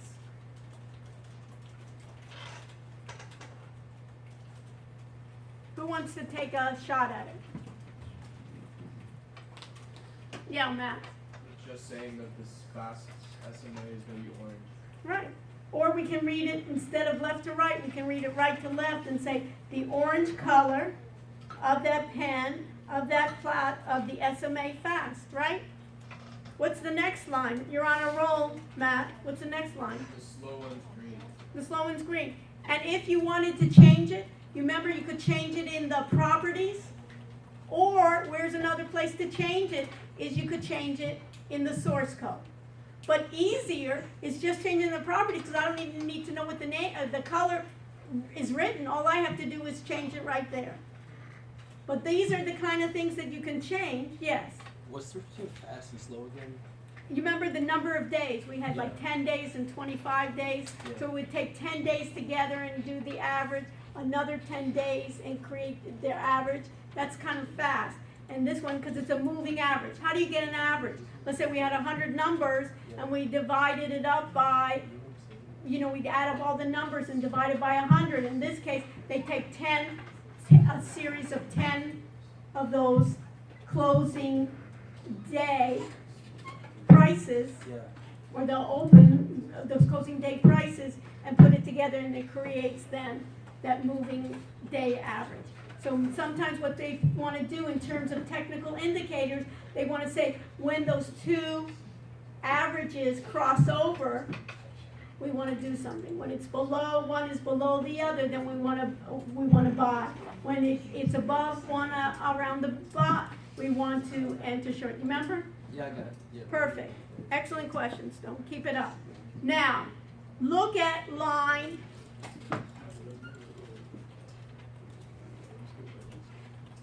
82. Is it 82, 52? This would be a great quiz question or test question. This is source code. Did you write it? No. But you can understand it.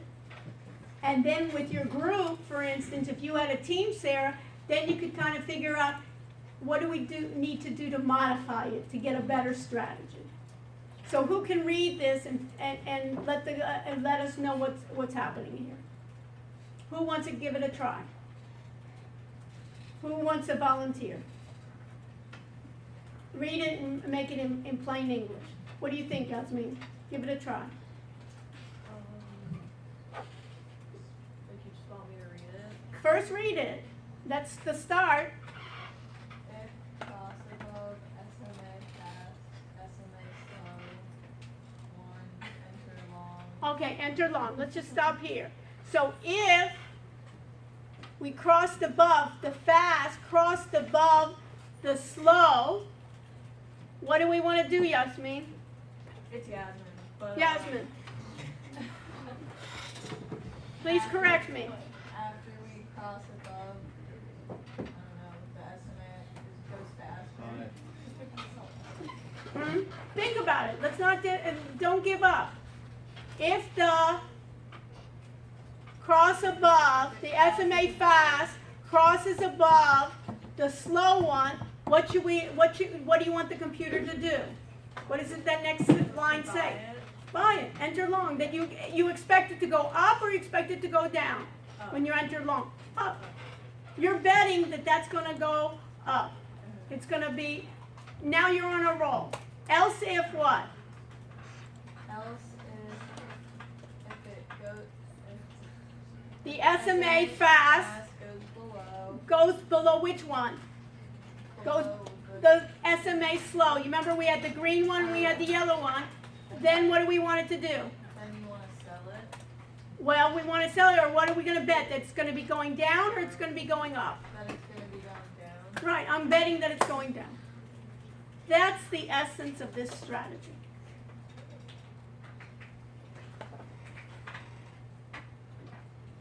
Now, if it were so simple, maybe we'll find a different, maybe we'll even with this simple strategy, and we've done it in other classes, that people say, oh, this couldn't work because it's so simple, and how much did we pay for it?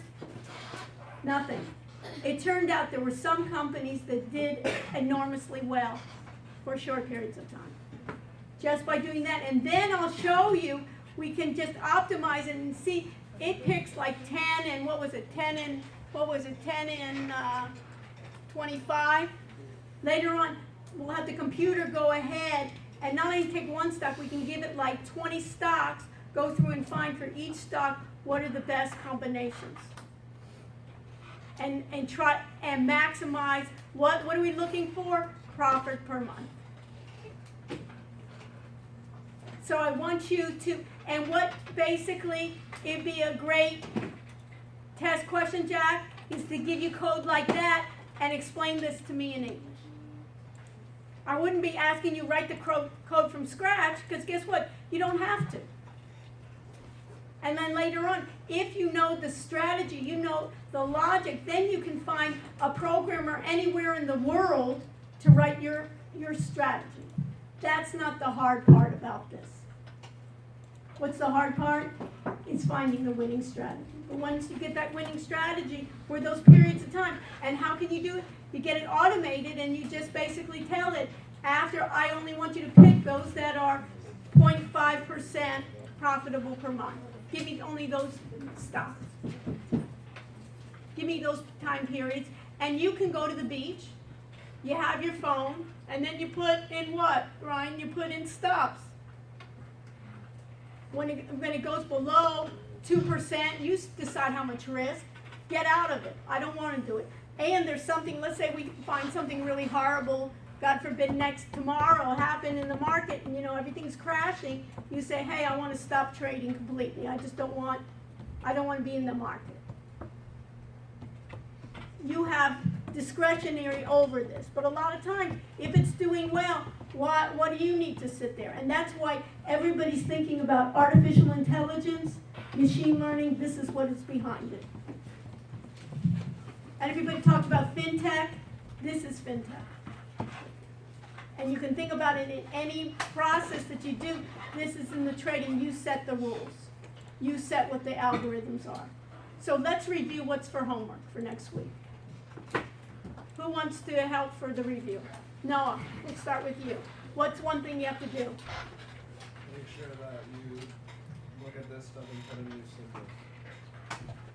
Basically, let's review. First of all, we need to do the quiz. For which chapter? For security. We need to read that security. We also need to do what? We also need to download the automated trading system. And there's a link to Wikipedia on automated trading systems on that PowerPoint. We need to be prepared to discuss that next week. And the third part is that we want to do NinjaTrader. We want to pick a symbol. We're going to do SMA. And those of you that SMA, we're going to look at the strategy performance, look at the profit per month, export it, find the best ones that you have, and you may want to play around with a couple of them, not just one, but play around with a couple of symbols, see what you can get to maximize it.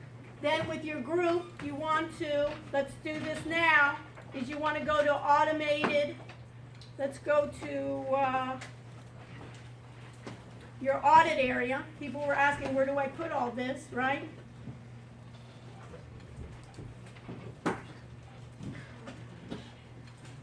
We want to go to not the regular one, but which one? The audit KX. You want to go to course documents. You want to go to your group. And in FinTech, this is where you were asking, Sarah, the XLSX, this can be what you were doing last week in your forecasting. You can create another folder, and that folder I'll call NinjaTrader, or NT, I'll call it NT7.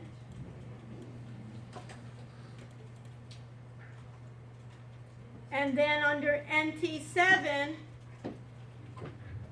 I'll put in the performance reports, right? I'll label it, I can even do in this case. I can do even another content folder, and I'll call it performance reports. Yeah.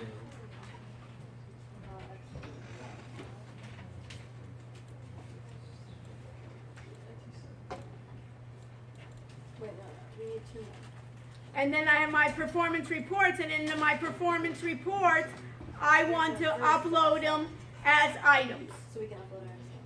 And then in this area, talk about what conclusions you had. Put in your names, put in your conclusions. This was my profit per month, Ryan, Apple, and then I did my other ones. And you can put within the book, you can put many different worksheets. NT7 first, and then You can see it in the group. I put it in my group 0. So you can use my group 0 as my source. How did that go? Yes, Michelle. So basically, we're gonna do this entire process like and choose with another symbol. Okay. You'd use another symbol, and then you play around. Feel free to play around with it. You know, you may want to change the parameters. You may want to try to do, let's say you're going to do Microsoft, and let's say you'll do Google or something. And just download the code. And download the code. Download it. First of all, make a copy of it. You know how to get to the code, right? And then just so you get the idea of the source code, and put it in a word processor, and add your name to it. And then try to understand those two sections about what it means. You can even write what are explanations.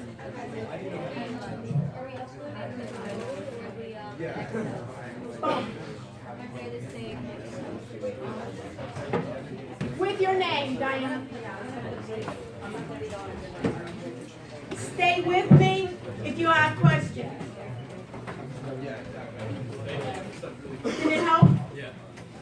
And I think we got and we got it going better, Sherry. And ask other people to help you.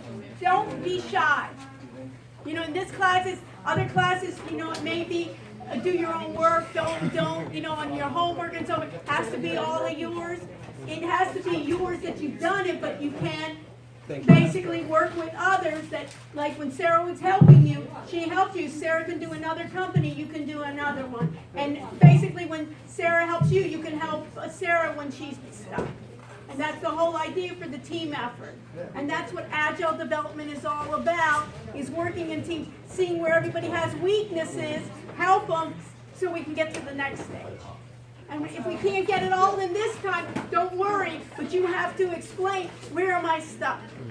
Rather than, or just hands up, and I just didn't do it. You have to reach out to people to help you. And you'll have in the audit area, you have everybody's number so you can text everybody. If your group can't, go look what other people, those that are stars, can help you. You know what I mean? And then you'll help them. Awesome. Thank you.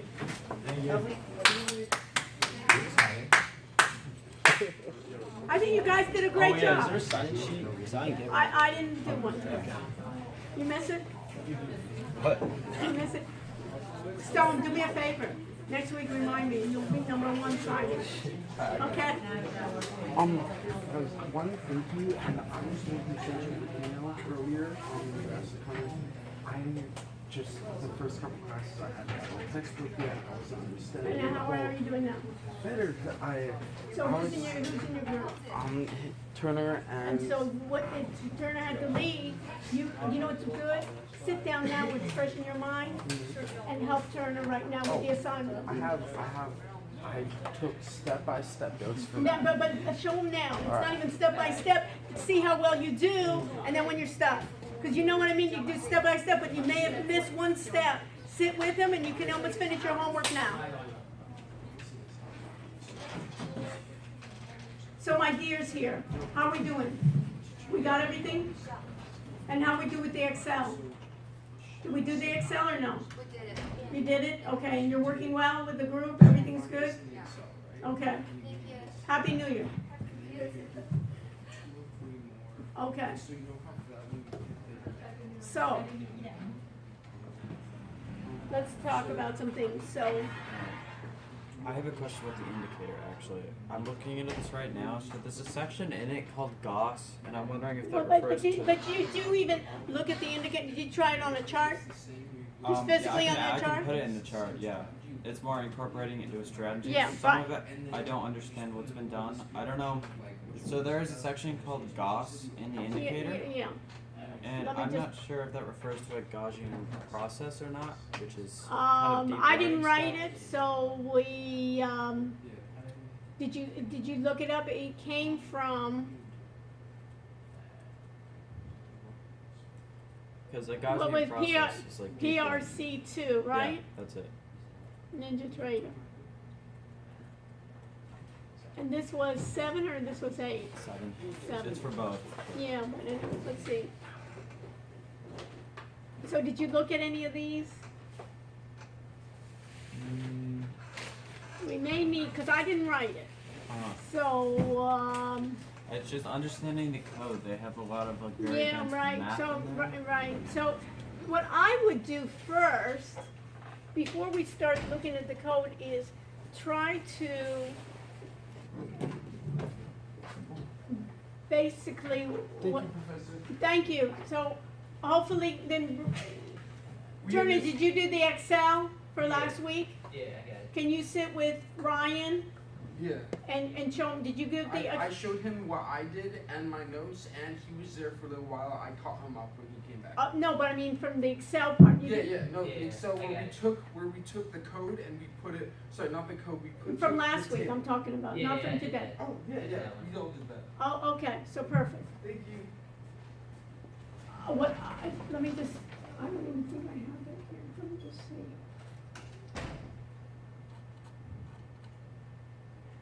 What does it say here? Did you look at any of this or what they're talking about? The ninja, No, is that for PRC2 right there? I don't know. And I don't know where it's coming, let me just see for the PRC2,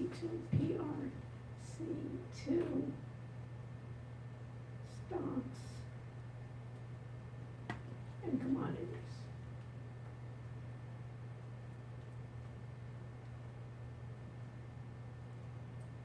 see. Is it a public indicator? I don't think it's free. I don't know who wrote it. But it basically here, technical analysis.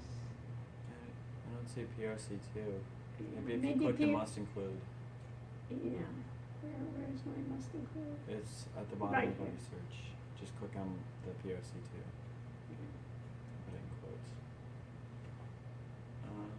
Traders tips, this is PRC two. Yeah, it looks like they reference it. I don't think it's a public indicator. Well, it's not, but it's trader tips. You can basically, let's see if this PR.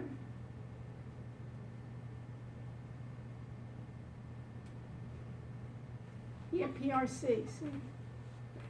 I don't know if this is the PRC that they're using too. It's not, because they have the dark green colors in there. What? Yeah, I don't think it is. So you need to find, and I'll look for it, I need to find where it was originated.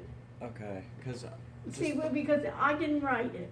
if you look at the code, they have a lot of very advanced math in there that seems a little more. Yeah, but don't worry about that, Standard that part deviations. of understanding it. Hi. Hi, I have a question about exam 1. about what? Exam 1. So Ex- first midterm exam. Oh, okay. What's the So question? it's about like all questions are multiple choices questions or true or false questions. It's a combination. Combination. Plus open-ended that you have to write So I have to write. the answers. So like short answers. I'll give you an example. You were here just now, right? Yeah. So to do the, like, with the automated trading systems, like to understand the code. Oh, okay. Okay. So like, which codes are source codes or? Not which code, like, remember we did the source code? Yeah. And we were reading the if and then, the if then else, Oh, okay. that you have to understand what that meant. Okay, thank you. And then I'll go over it, we'll do a review, so there may be things on, about automating trading systems, what's the difference between an indicator and a strategy. So the open-ended, I'll tell you in advance what type of questions, but there'll be more our exercises in class rather than what was in the textbook. Because there's two parts of this Yes, that class, makes is like with the quizzes coming from the book, and then there are our hands-on exercises. Okay, thank you. Okay, so it'll be two parts, so it won't be that you just can memorize, you know what I mean? The answer is B or C, you know what I'm Okay. saying? But Everything actually is- understand what's the purpose of this. What's your major?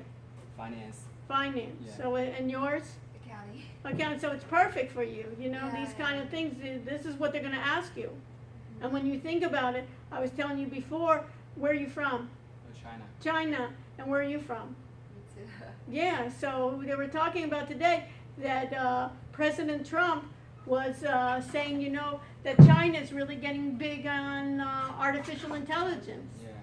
So all these things, the world is becoming more competitive. So they'll basically have a group of teams writing the rules for all these types of systems. So if you're in finance, you'll be sitting with a finance person, and then you'll be sitting with an accounting person, because the accounting person doesn't want you to lose money, Yeah. that's right? And you're going to be making sure that the money, and then you'll be talking with a computer science person. He's going to be writing the code for you. You have to come up, and then you'll have another physics major and a math major, right? And you'll be working, and you may be working throughout the world, And all of a sudden you'll be looking at Chinese stocks, or they'll be thinking about what, Baidu or something like that, or Alibaba, what should I be doing, or where's the, One of my teammates looked Alibaba. yeah, so I'm just saying, but you'll see where's the trend now, Apple, they're blaming it on the Chinese. You see Apple's stock is going down. They said, because people in China, somebody was saying, are people in China really boycotting Apple, or is it just because it's too expensive, or there's some other reason? Yeah. So you'll be like analysts maybe for the world saying, hey, no, this is real, or this is, we feel, and then you may even go to, Twitter accounts or some other accounts that you feel the pulse of what's happening in China. It's a global world, you know? Thank you. So so do the homework, but that's what part of the questions are gonna be like. Okay. And what other considerations do you need to add to it? You know, and maybe of what's happening. So when you get to Apple, there may be Americans looking at Apple, but you may be looking as Chinese, knowing the Chinese market, there's a reason. Or the idea is now all of a sudden with tariffs, you know, people are moving away from manufacturing from China and going to maybe Vietnam or somewhere else, you know, or Taiwan, Yeah. That makes sense. you know, and having more of a global work to it. So feel free to keep on asking me questions if you're not comfortable during class, after class or before class, okay? Thank you, Professor. I want you to do well, okay? Good Perfect. week. We'll see you. Yeah. Okay. So you can look at it, but I don't want us to get so bogged down. Oh, do you know macros in Excel? Thank you. You know, it'd be interesting to do before we even do this is maybe write some macros for our homework assignments. Okay, I know the basics of it, but I can't get anything too advanced on it. But I can- Do this when you get to Excel. Yeah. Even give a little tutorial of showing the class. That's a nice example. Let me just get my Excel. It's a nice example. Yeah, we're learning macros right now in analytics. Okay, but I'm just saying that, and you can get it further into it, but even in the beginning is, once I have my data, Yeah. right? Yeah.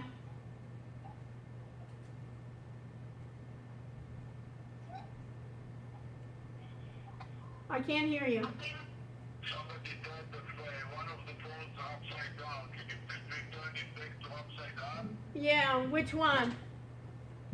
The one in front of you, closest to you. Okay, check. Is this the right? Is this upside down? No. Check the other one. Thank you. Let me see. Look at the live. Is the live on the bottom? Look at the counter. The counter's on the bottom here. On the black one is the Bottom counter. here. The Yeah. counter's on the counter's on the bottom of both of them. And the image is upside down. Is the image upside up? Yeah, on both of them. It's just in the YouTube. I don't know why. I don't know why either. Strange, huh? Yeah, Sorry about it. Maybe yeah. just that if you can see. Yeah, we see it straight up. So what we can do is, there's nothing wrong.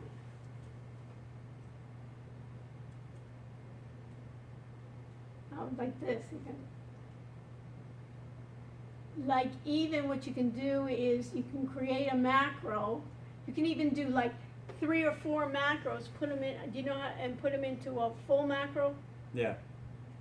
And have each of them, even start off with 4 simple macros, Okay. then put them into a large macro Yeah. that runs it, and then for students that were having issues, they can see how it can all be uploaded. So it used to be, you can try it out, but there were even problems. There used to be a built-in macro in Microsoft where you could go out to like Finance, Yahoo, with the quote APL history. Yeah, and you can directly connect it. And do it. And even if you can't do that, even once you get the data in, basically create a macro to do this part, right, that I highlight, right? Do another part Yeah. where I'm doing the chart. I've used apps before in Excel that can directly get data from Yahoo Finance. Right, You can right. pull it and Yeah, so Yeah. something like that, and then you can really see already this way, and then do like a performance report, yeah. and every day it gets updated for you. Okay. Let's start off simple. Yeah. Okay. Do you know what I mean? And, Yeah. and then worry about the PRC. And since we didn't write the code, neither did I. We were looking at it in the beginning just as seeing it was another indicator that we could incorporate into it. Mhm. But let's even do that. Start with this, and this could even be part of your project. Yeah. for the class, and then you could show the class how do you do a macro. You could even, what'd be nice is even screencast how do you do a macro. Okay, just For like the a class basic co- macro. The basic macro using Yeah. this, Okay. not just basic macro something Yeah, stupid. but using the. Using Thought this data. one, this one, how do you create, what do you need to do for a Mac, what do you need to do, Yeah. cause people you have to set it up differently for a Mac version of Excel versus a Windows version of Excel. Yeah. Okay. I can do that. You know what I mean? And then, it'll be nice, it can be, all the work that you can do, that I'm asking you to do, can be part of your project for the Okay. class. Yeah. Do you know what I mean? So I always like, my philosophy in life is reusability. Yeah. If I can use it again and see it again and again. So you can start with this one, and this is kind of like the beginning of trying to do any of those systems, right? Okay. Is that when you think about the robotics and you think about the automation in a small sense, right? You can do that, and then of course it needs to be on the web, and that's one of the issues. And then later on, it's like they were starting to use, even moving away from VBA and starting with JavaScript. Yeah. Like Google does some automation, they use JavaScript doing its automation. Okay. But let's start simple, where even all these students that are not even semi-computer literate can do a macros, and Yeah. then they can see how they can take and they've already done it manually. Why do they have to do it each time? They just pick a stock, right? Or they pick a time period. And then you can automatically analyze it. Yeah. Okay. And did you find out from Matt how you log in, and Yeah. what were we doing wrong? It was, there are 2 jobs I have posted for some reason. One is bi-weekly and then one is the part-time hourly. And So why I do- just had to switch jobs. I don't know why there were 2, but Okay, yeah. so you figured it out, you yeah. figured it out. Yeah. So let's do that, and then let's do that for Wednesday. Let's come. Okay. So your assignment for Wednesday is, let's get them to get a lapel mic. Okay, yeah. Maybe send them basically an email to, and I'll send them too. Yeah. And then I'll CC it to you. Let's do that now. Okay. To that David, he's in charge. Yeah, he didn't respond to my I last know. email. So he may respond to mine. Yeah. Cause he will, you know what I mean? Yeah. He's an adjunct in my department, so I think he'll think twice. You know what I mean? Yeah. Okay, let me just send it to you.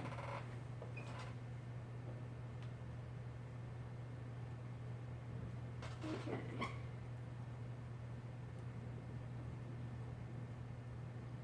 Okay, David. Let me just compose.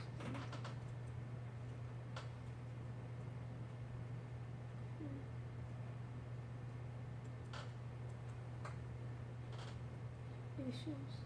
What's this with?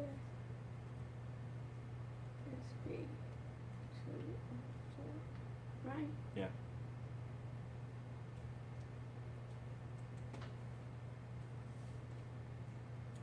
Well, we have an issue, and then we also need Ninja Traders. We do. So- There's a different guy to email for that. Let me double check. I think it's Well, he's the head, okay, so so the email guy him who can too. install it. Yeah. Right. Check his email. I can give it to you if you want it. It's I'm gonna send him here, and then you email him the Okay. thing, you know what I mean? So, hi, David. What's this guy's name?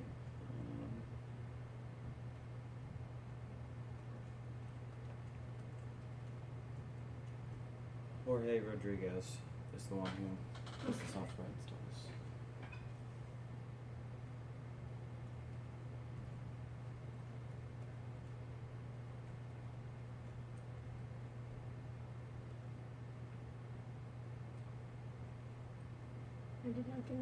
I did not get it with Hellman. Hmm? Yeah. Yeah, they went to replace the batteries. Never came back.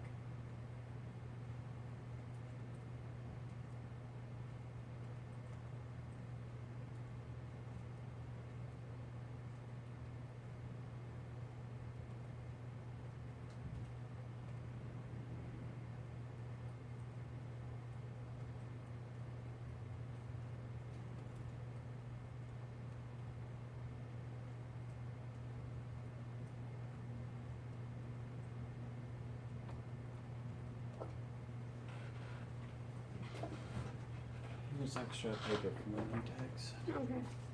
Can you do me a favor and shut these down, The these cameras? Oh.